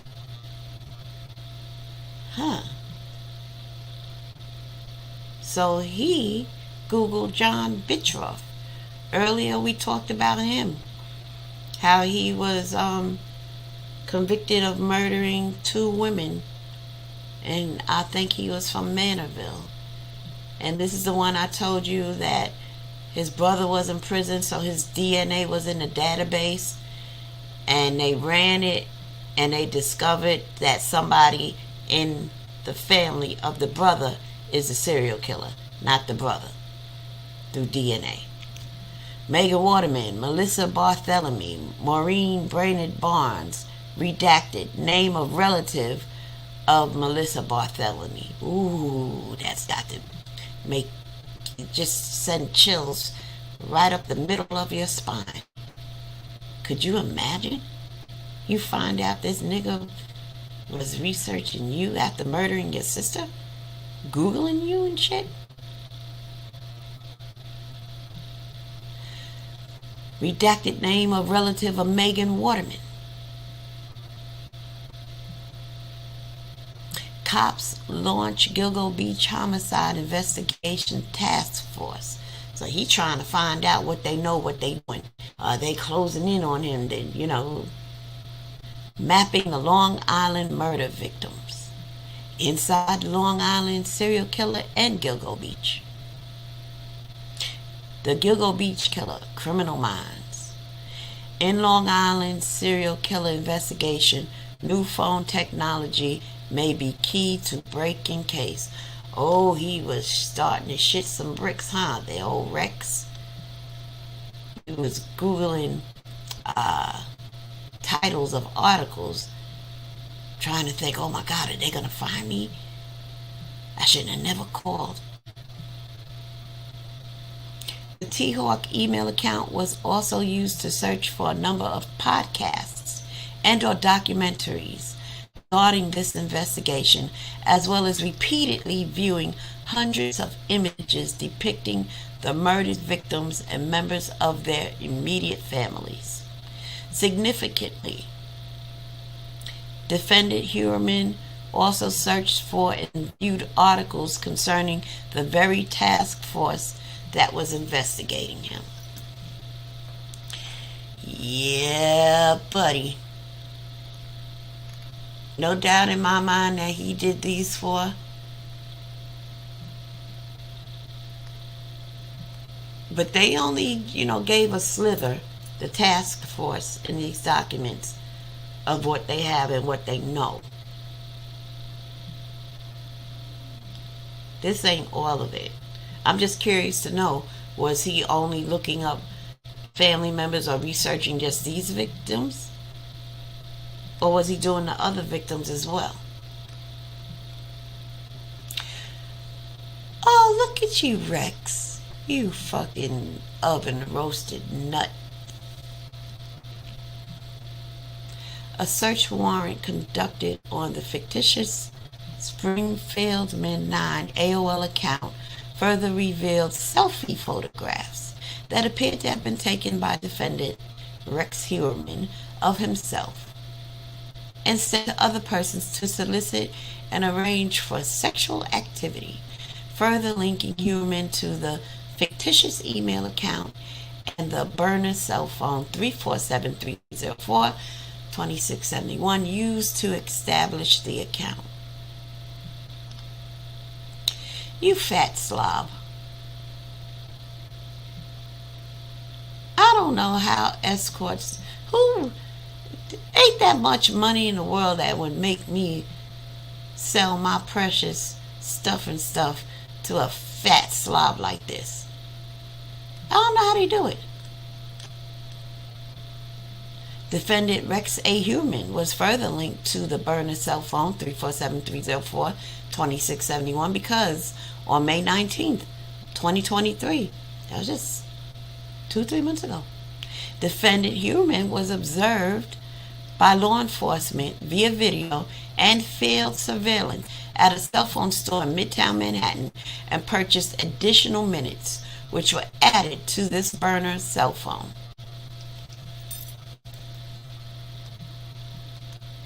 You thought you was being slick. They was watching you this whole time. You didn't even know you were being followed.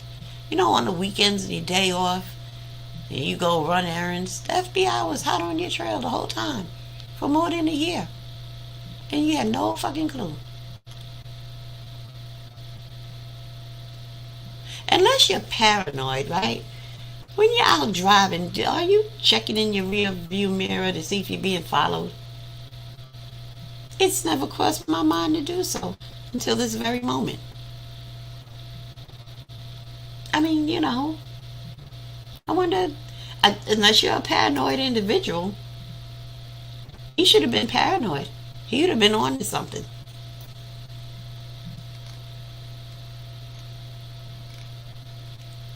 There he goes again.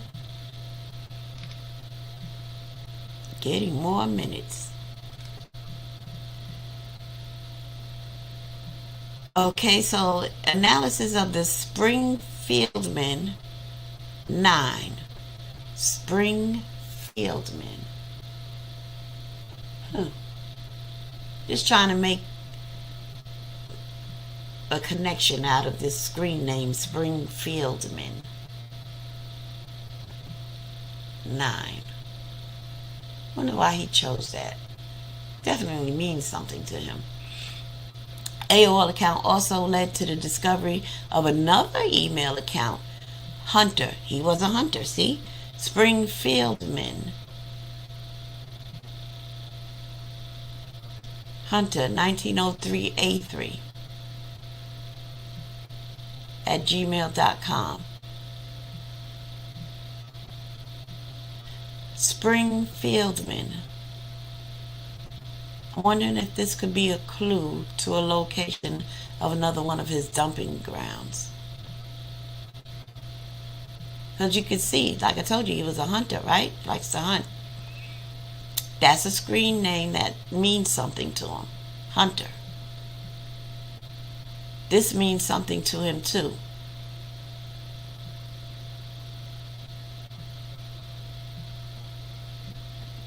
Could it be spring meaning the season? Or is there a field that has springs? Water springs? There's something to think about. Hereinafter, the Hunter 1903A3 Google account used on February 14, 2021 to send an image of a prostitute from upstate New York between two of HEUERMANN's secret email accounts. Further investigation revealed that the Hunter Google account was created February 14, 2021 using burner cell phone 347-885-1697 as the user's phone number and SMS recovery number, and subscribed in the fictitious name Andy Roberts. The same fake name linked to the target Tinder profile and burner cell phone, the 1697 one, as well as the same alias utilized by defendant HEUERMANN in communications with numerous potential sex partners responding to his advertisements for sex, and the fictitious birthday of August 6, 1972, which corresponds to the digital ending of the burner account T-Hawk 8672. I knew that was somebody's birthday. In addition, Google provided IP address information for the user's acceptance of terms of service, which revealed that the terms of service was accepted February 14th, blah, blah, blah. Okay.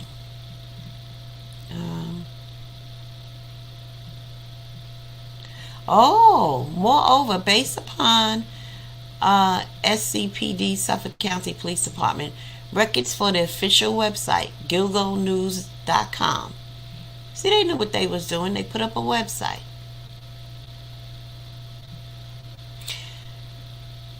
Maintained by the SCPD to disperse news pertaining to this investigation. Defendant HEUERMANN's home IP address was used on May 23, 2020 and July 3, 2020 to access the official news concerning this investigation. Records obtained from JetBlue also show that the same IP address was also utilized to book flights for defendant HEUERMANN and his wife in 2018.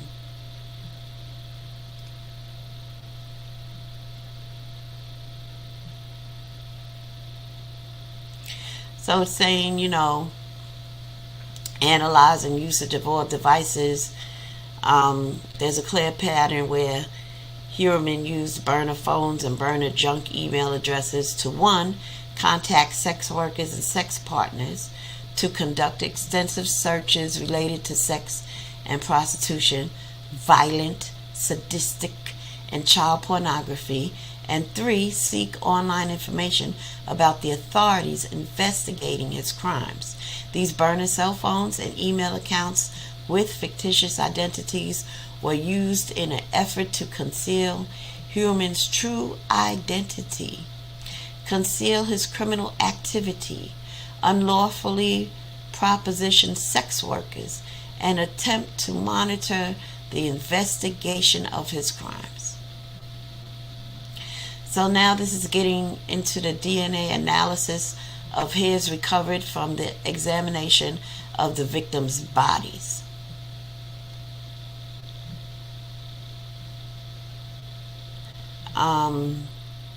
So Maureen, restrained by 3 leather belts, one of which was utilized to tie Barnes's feet, ankles, legs together.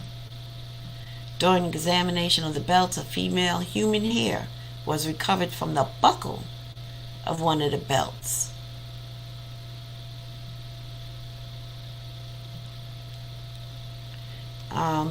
They did testing in the laboratory, and they determined it was Caucasian head hair fragment.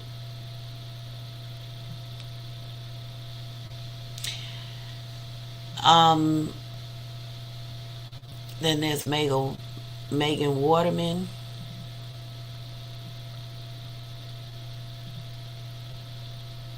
Two female human hairs were recovered, one from outside the head area and the other from the tape of the head area.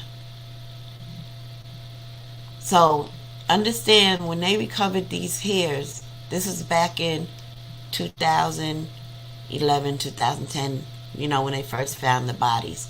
These hairs had been sitting in evidence for that long. Whatever they needed to do concerning DNA, the technology wasn't there at that time. But they were able to make a match due to the advancement of the technology.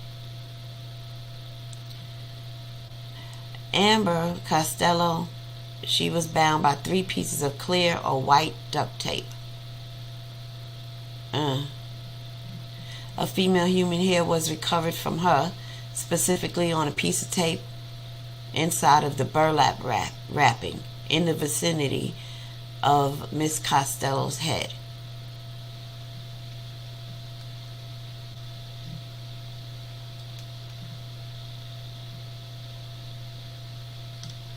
Okay.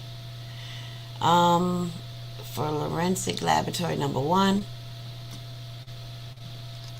it is talking about the hairs and things. And it was March 23rd, 2023.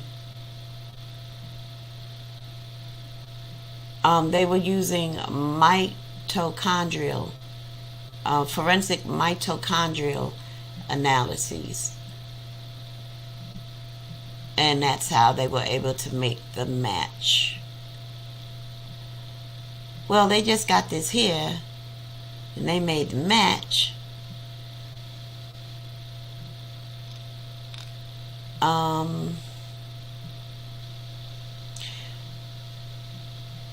So they got a DNA sample from Heuermann's wife. No, they didn't say, hey, we need your DNA sample. They went in the garbage and got her DNA off of soda bottles and shit.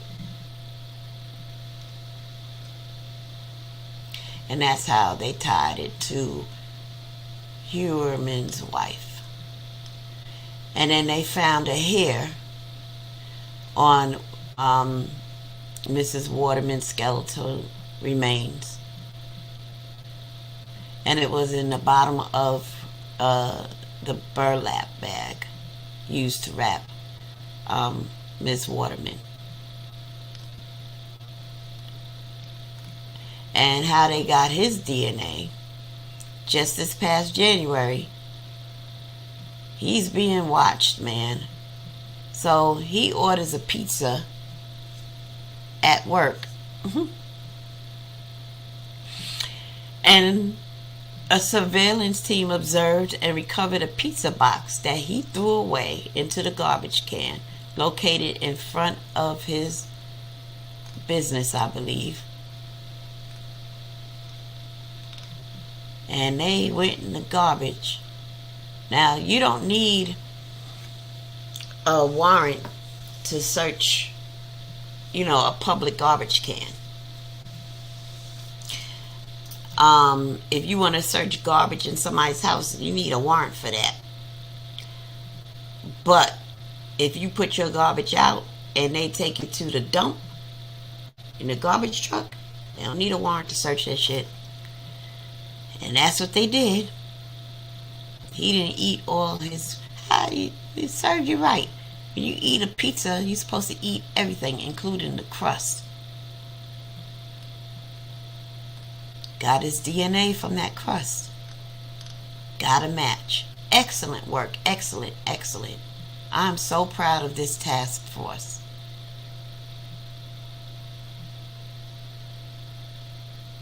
So they arrested him. That's what that's talking about. And that is the end of that document. I told you I'm going down the rabbit hole. And I ain't going to stop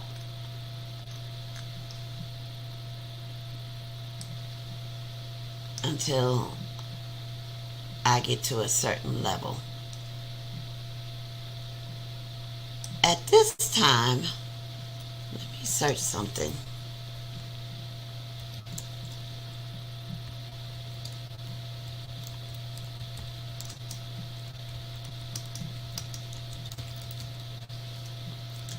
Let's see. Oh, well, hold on.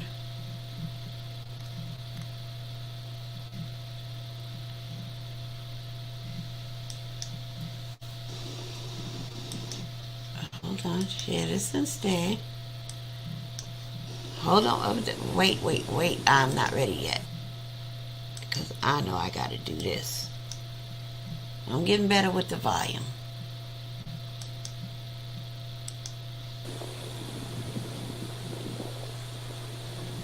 Miss Ellerup, we know that it's... Don't talk. Don't even say a word.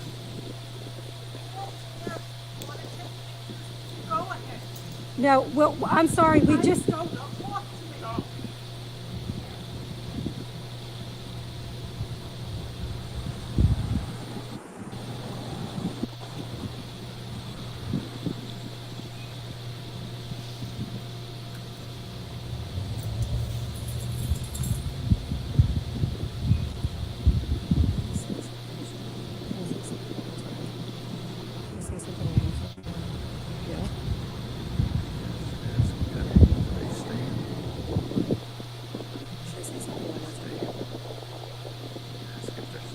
Are you staying in the house? Please, leave me alone. That's none of your business.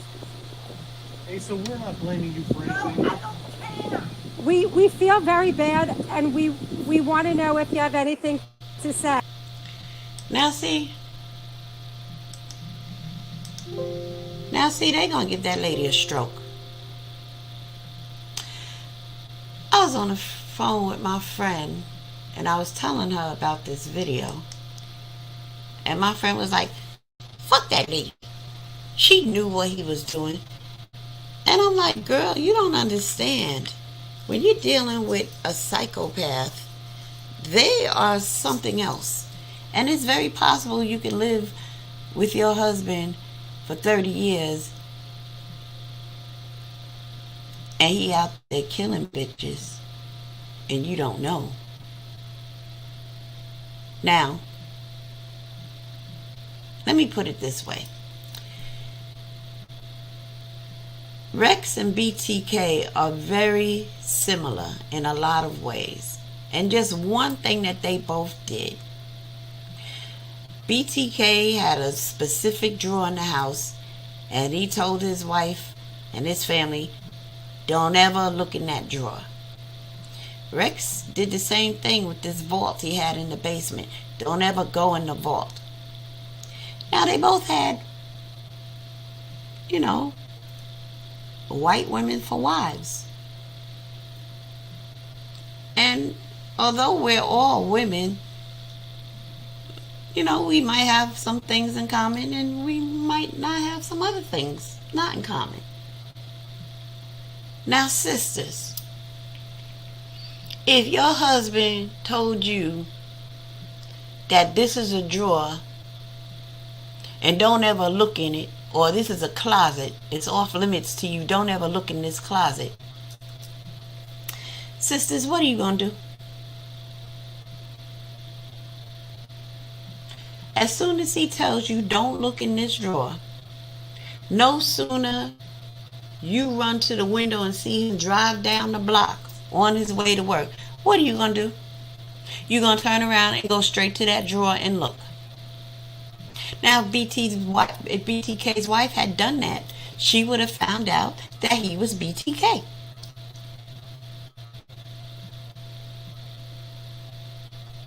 You couldn't tell a black woman, your wife, this is my closet, don't ever go in this closet. As for me personally, I'd be like, oh, okay, it's your closet. And as soon as he's out the house, I'm going straight to that closet. And I'm looking. That's you too, right? Or is it just me? I know my sisters. What you got in this closet that you don't want me to see? What you hide, what secrets you got going on? Now we might think, he don't want me to go in this closet because he's cheating on me. We wouldn't think he don't want me to go in this closet because he's a serial killer, right? We wouldn't think that. He got another woman. That's what we would be thinking while we go in the closet, looking. Then I can't imagine what we would do. We go in the closet and look, and we find underwear, jewelry that don't belong to us. Underwear ain't ours either. And upon finding just those things, we might think, these belong to some bitchy out there fucking. Right? That's what we'd be thinking.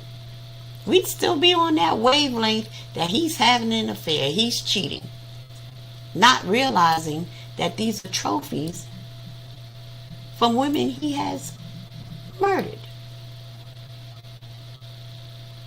We probably wouldn't even come to such conclusion unless we find newspaper clippings of articles about murdered women.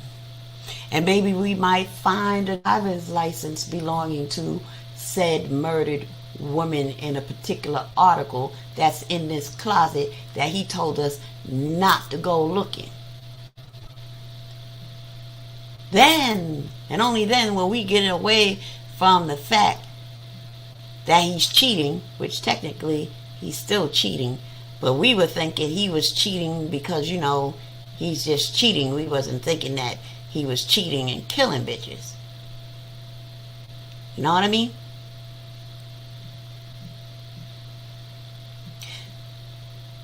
So my friend is convinced that these women knew. Nah. Rex's wife didn't know. As soon as she was informed and resolved within herself that, yeah, he's a formidable suspect, and more than likely with her hair being found on bodies all the way in Gilgo Beach, that he's guilty, and she filed for divorce last Wednesday.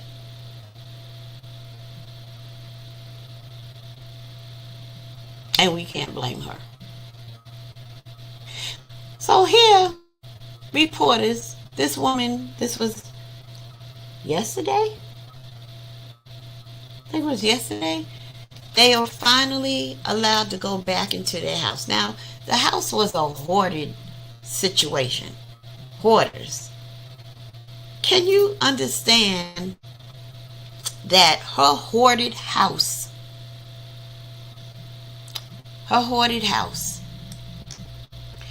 is her normal?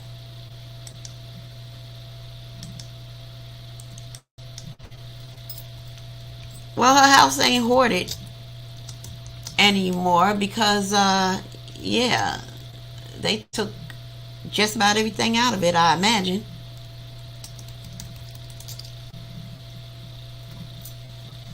And, I was pulling up some other stuff. Hold on, let me go back to the screen share. So nothing is the same. She's trying to cope with her life being turned upside down in one fell swoop. Her hoarded house, this is the house, is normal for her. It ain't normal no more. Her husband's in jail, a suspected, accused serial killer. And then she got people gawking at her house, reporters outside asking her questions. What kind of questions? Are you planning to stay in the house? She's like, it's none of your fucking business. It's none of your business. Don't talk to me. Don't ask me any questions. Take all the pictures you want. Don't talk to me. That woman is stressed to the fucking max.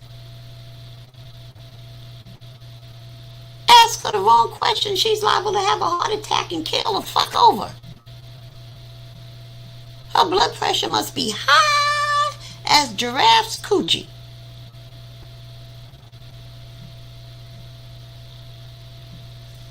I mean, so fucking rude.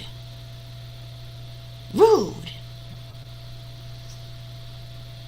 There's something else I want to show you. So this is a picture of his house. I would like to see like the block, because I want to establish something. His house is the worst house on the block. You see this one? Oh, what happened? I need the picture. Oh, is it this one? This is a house on his block. Look at that house. I'll explain something to you. This is the top of his house. All the other houses on the block. Let me see. I gotta show this to you. What was his address? Was it 105? Let me see.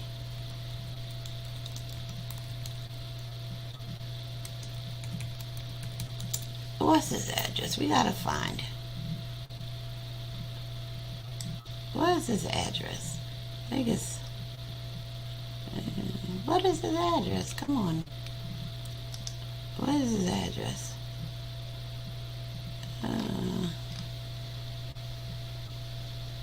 There you go. 105 First Avenue.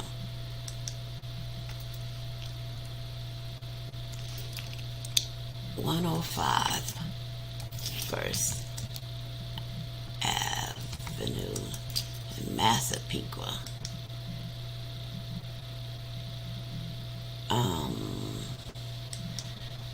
Let's look on Zillow. I want to see the other houses on the block. Can you see the part of the house that's next door?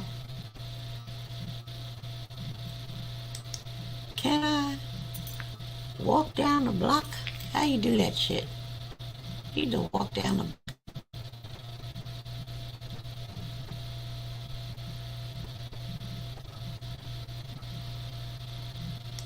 Aha. Okay, can I walk? Alright, here we go. Better. It's blurry. Okay, there it goes. That's the house next door. Just wanted you to look at this house. Let's go back and look at his house. Just observe this house. I'll show you something. See that? Here's another house going down the block.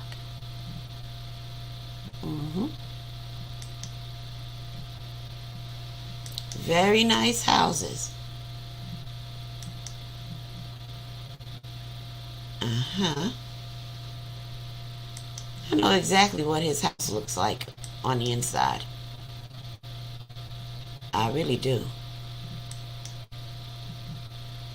They're all cookie cutter houses. Let's look across the street.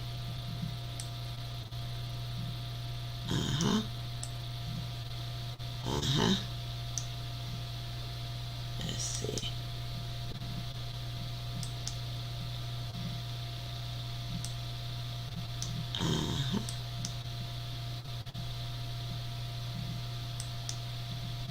So he has lived in this house his entire life. I believe in 1996 he bought the house from his mother for $170,000. We're looking across the street at the houses.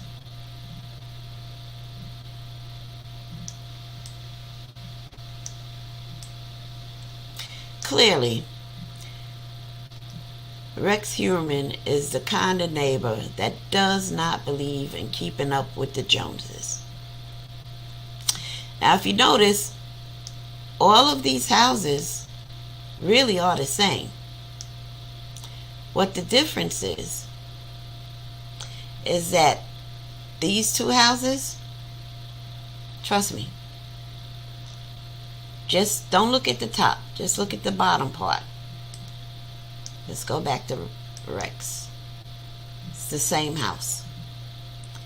Only thing is that they upgraded their house and they added what they call a dormer.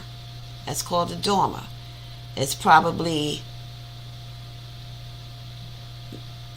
a bathroom up there and a couple of bedrooms. I don't know how wide it is. I know this because my aunt had a house similar. No, not similar.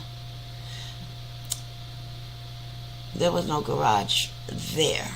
The garage was in the backyard behind the house, at my aunt's house. But all the houses were kind of like these. Not exactly. No front car garage on the side. But originally they were built like ranch houses. And everybody on the block dormered their houses. My aunt did hers. And she was able to put a full bath upstairs in the dormer part and get 4 bedrooms upstairs. The first floor, when you walked in, originally to your left was a living room. To the right was, I'm trying to think, was it originally a dining room? I'm not sure, but there was a room there to the right, and if you walked past that room, in the back of the house was a kitchen, and then there was a full bath, and there was another room, which I'm thinking, what was, my aunt changed her house a lot, like what the last we were there, what was the dining room used to be a den, and then she made it into a dining room. But that could have very well been a bedroom, if you ask me. definitely a bedroom. Yeah. So it was like a 1-bedroom, possibly 2-bedroom house at this stage. And then she dormered it, and she ended up having all the 4 bedrooms upstairs. And so Rex Heuermann, understand, he's an architect. He knows people in the business. He could have dormed his house for dirt cheap. Trust me, he could have got it done. He ain't give a fuck. Look what they did. They closed their garage and made another room with a bay window. Did something special, you know? Oh, look at their yard. You know, they got landscaping going on. Oh, Rex over here. He wants to be keeping his house serial killer chic. Now, I had planned in August, I was going to New York, and me and my best friend were first going to go and drive down Ocean Parkway, see the scenes, whatever, Gilgo Beach and all of that. And then we were going to drive around Massapequa. Let me tell you, if I would have driven down this block and saw this house here, I would immediately said, copy this address, because it looks like a serial killer lives here. Looks completely out of place. I'd be pissed. Look at the nice brickwork he got going on in his driveway. Look, new cement, nice and clean. I'd be pissed off if I lived next to this son of a gun. I'd be pissed off. They act like poor. Never mind. Look, new brickwork for the steps, the porch.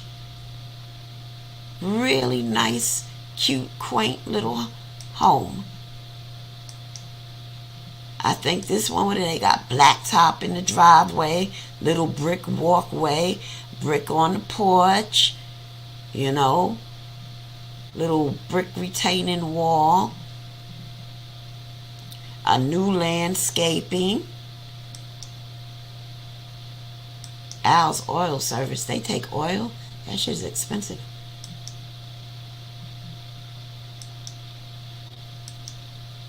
What's going on here? Blacktop driveway. Look. It's the little things that matter. Look what they did. Got a little brickwork with a little light lantern on top. You know, they care about their home. They take pride in their home. Look at this one. Blacktop driveway, brickwork walkway, you know. Now, they may not be all fabulous, but, you know, they got landscaping going on, and they really trying. Now, look at this one. Now, they dormed the whole part of the house upstairs. I'm sure they got about 4 bedrooms up here. Brickwork driveway, walkway. Added a whole full front porch.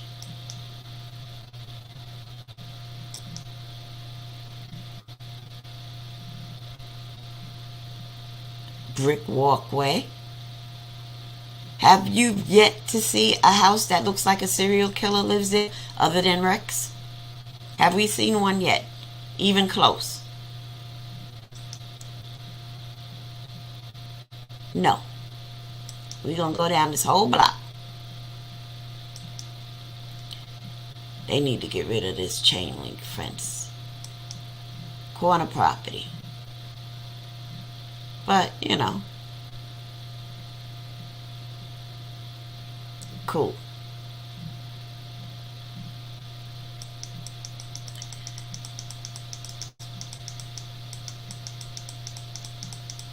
And I'm sure if we go around the whole entire block, we shall not see no shit that looks like this. Oh,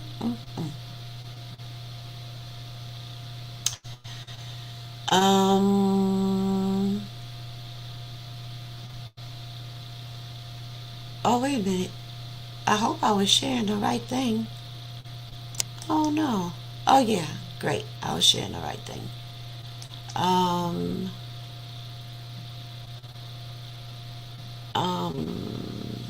Hold on. Let me Google something else really quick. No.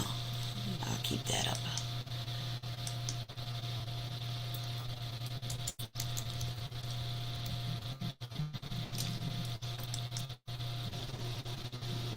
But stop.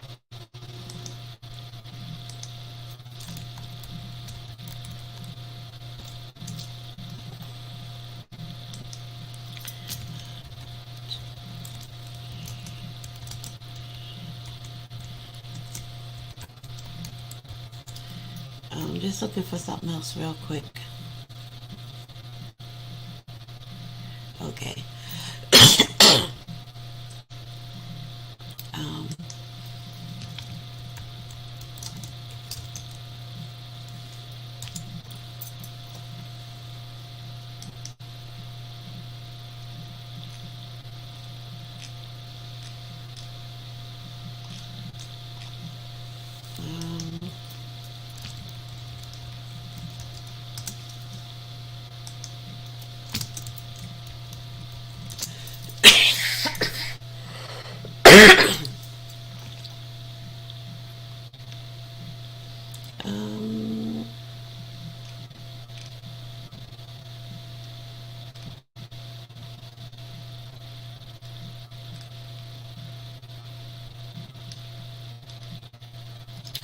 Darn.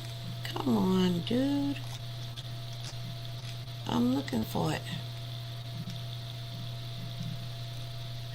This attorney, that's representing Shannon Gilbert and Jessica Taylor, he doesn't think, he worked alone.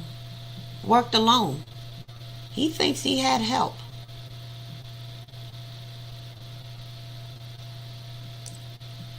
Alright. Let's do this one. Let's watch this. Shannon Gilbert and Jessica Taylor's families. And let me make sure.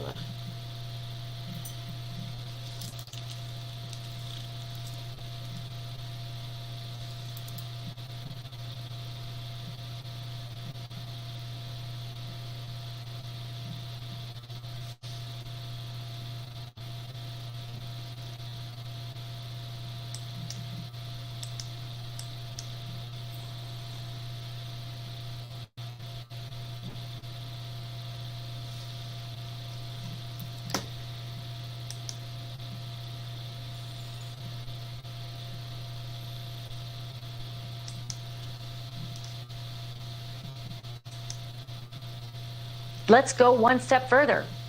A lawyer representing two victims found on Gilgo B, not charged in the Rex Heuermann case at this point.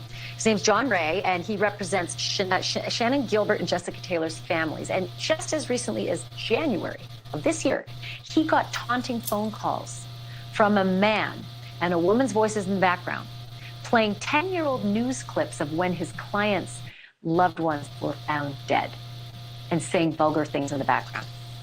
And John Ray thinks it might just have been Rex Heuermann, and he joins me live now. John, can you describe what was in those phone calls? What happened when you picked up the phone on these phone calls? What'd you hear? Well, I'm not sure who it was, but a man called at about 1:30 in the morning, and he spoke very weirdly, played some very strange music, made a noise, scratching noises, and then showed a clip of a reporter reporting on Gilgo Beach back from 2012 in that time, and then spoke.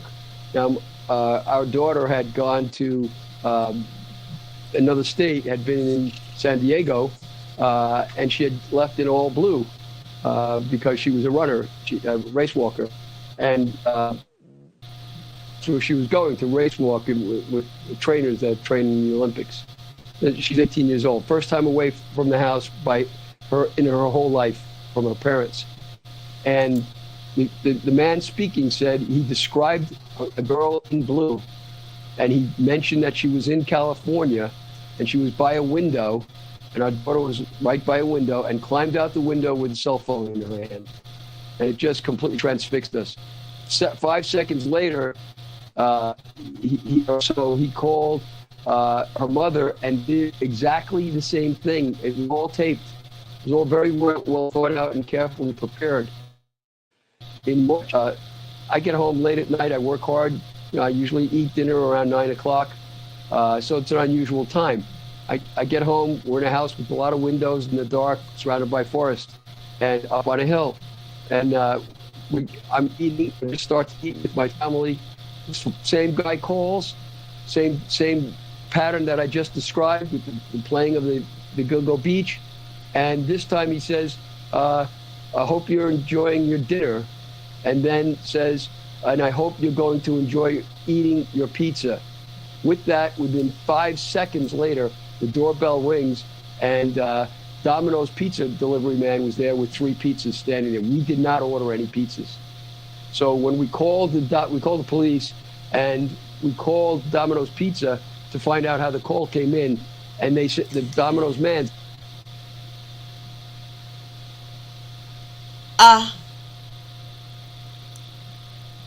Did you just say that? Let me play that again.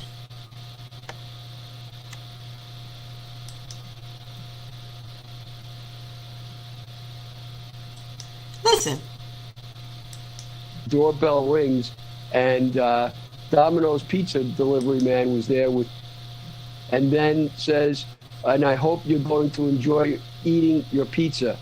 With that, within 5 seconds later, the doorbell rings, and Domino's pizza delivery man was there with 3 pizzas standing there. We did not order any pizzas. So when we called the police, and we called Domino's Pizza to find out how the call came in, and they said the Domino's man said it was a woman who called in with a man in the background speaking and acting like they were ordering, pineapples and ham on the pizza, that sort of thing. So, and they somehow convinced them to send the pizzas over without paying for them. It apparently had to do with my telephone number. What kind of oven roasted nut will send pizza to people's houses? You tell me, what kind of oven roasted nutty sociopath sends pizzas to people's houses? You heard that man say he didn't order any pizza. The guy's on the phone with him says, yeah, I hope you enjoy your pizza. And 5 seconds later, Domino's at the door with pizza. You better watch out for these oven roasted nuts out here in these YouTube streets. We'll hear this again. I hope you're enjoying your dinner. And then says, and I hope you're going to enjoy eating your pizza. With that, within 5 seconds later, the bell rings, and Domino's pizza delivery man was there with 3 pizzas standing there. We did not order any pizzas. So when we called the police, and we called Domino's Pizza to find out how the call came in, and they said the Domino's man said it was a woman who called in with a man in the background speaking and acting like they were ordering, pineapples and ham on the pizza, that sort of thing. So, and they somehow convinced them to send the pizzas over without paying for them. It apparently had something to do with my telephone number that they had. So this was absolutely paralyzing, because we know for that to happen, he had to have been surveilling us through our windows. It was very scary. But it's scaring me. Just hearing this story is frightening to me, John. After reporting it to the police, and now since the arrest of Rex Heuermann, have you had any further contact with the police to see if perhaps they've now been able to trace, because they've done a lot of work on his phones to trace and see if any of those phone calls to you were made by him. And if not, do you think it's Rex? I don't know if it's this fellow, but when her mother were at the arraignment of this man, Tyrannosaurus Rex, this giant ogre standing there, and DA Ray Tierney's talking about that they caught him with a pizza, and they show a pizza box. I mean, so right away, both of us thought, what, could that be? You know, could it be him? It could be. I mean, I don't know if it is or not, but it's somebody that plans this really well. It was an intelligent, ugly, horrifying thing, and he makes this screechy noise too, this weird kind of noise like that. It's a human voice making that noise. So, and it's long. The call is long. It's not 5 seconds. So somebody's thinking this up and doing it. For what reason? I have no idea. Except in January, I was activating the examination of various witnesses in the case I have for Shannon Gilbert by taking their depositions. So things were moving again. And as soon as they moved, we got these calls. Just one last question. Have you had any calls since Rex Heuermann was arrested last Thursday? Not really. We get calls all the time where people hang up. That you can't count. But I haven't had any calls like the ones that I just described since March. We did I hope that as you look into the office. Go ahead. Yeah, we had recently a call here, but not when before he got arrested, of course, where that screeching voice was called here at the office, and you could hear in the background. It was like people in a bar. But my whole family was here at the time the call was made. That happened twice, and both times the whole family was here at the office. So why did that happen? I don't know, but it was similar. John, do me a favor as you continue to investigate this. And like I said, they have his cell phone records pretty extensively by now. If you discover that those calls were indeed from Rex Heuermann, in conversations with police, hopefully this case is still, open and active on their part, please let us know. It is chilling to hear that, and I'm sorry that you and your family have had to go through it. Thank you for being on tonight and telling the story. Thank you for watching. Go to newsnationnow.com to find News Nation on...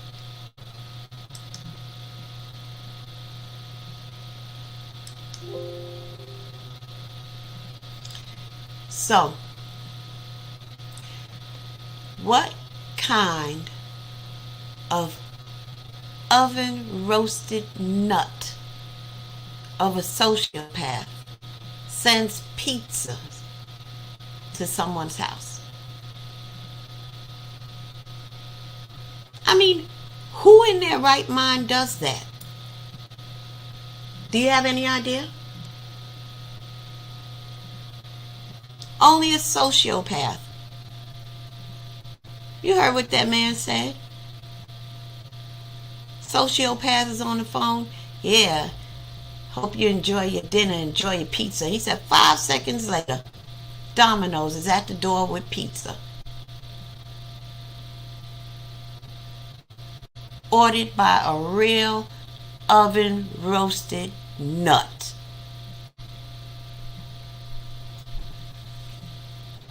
Y'all better watch these people who be sending pizzas to your house out here in these YouTube streets.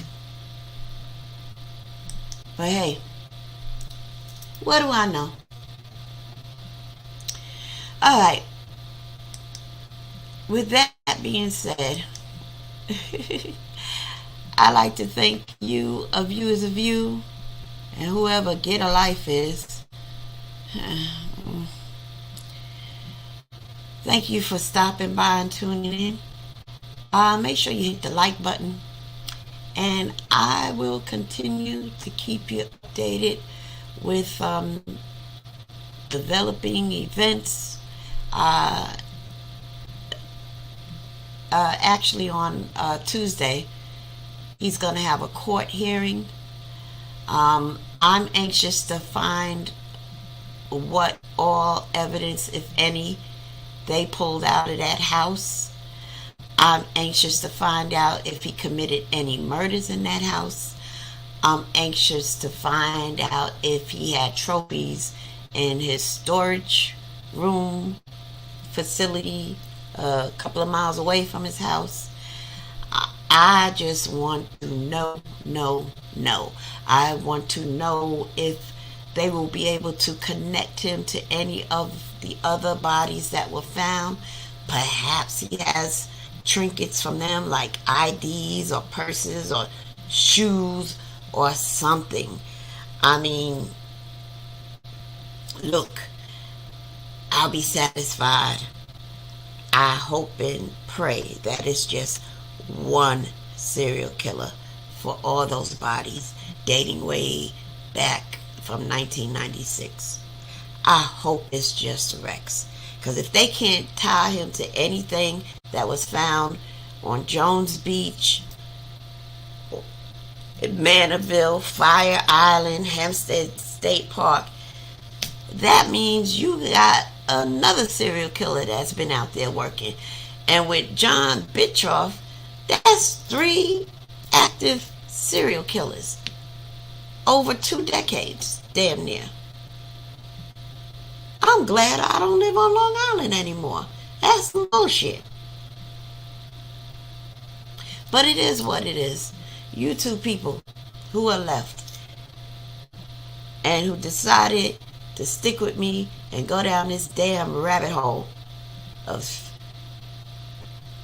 just serial killing and depravity and dismemberment and strangulation and burlap and beaches and shit and suitcases and duct tape and belts and jewelry and sketches that don't look like anybody. He sketched this woman with a crook in her nose, and a young girl don't have a crook in her nose, had a normal pretty nose that matched her pretty face. All that shit. And the nutty sociopath sending pizzas to an attorney's house. You know? Thank you for sticking with me through all of that. And I shall continue to stay on this case until they get to the guilty verdict. And that might be a year or 2 from now. But Madam Whip-Ass is on the case. Thank you all once again. Peace. And I'm going to bed. Bye.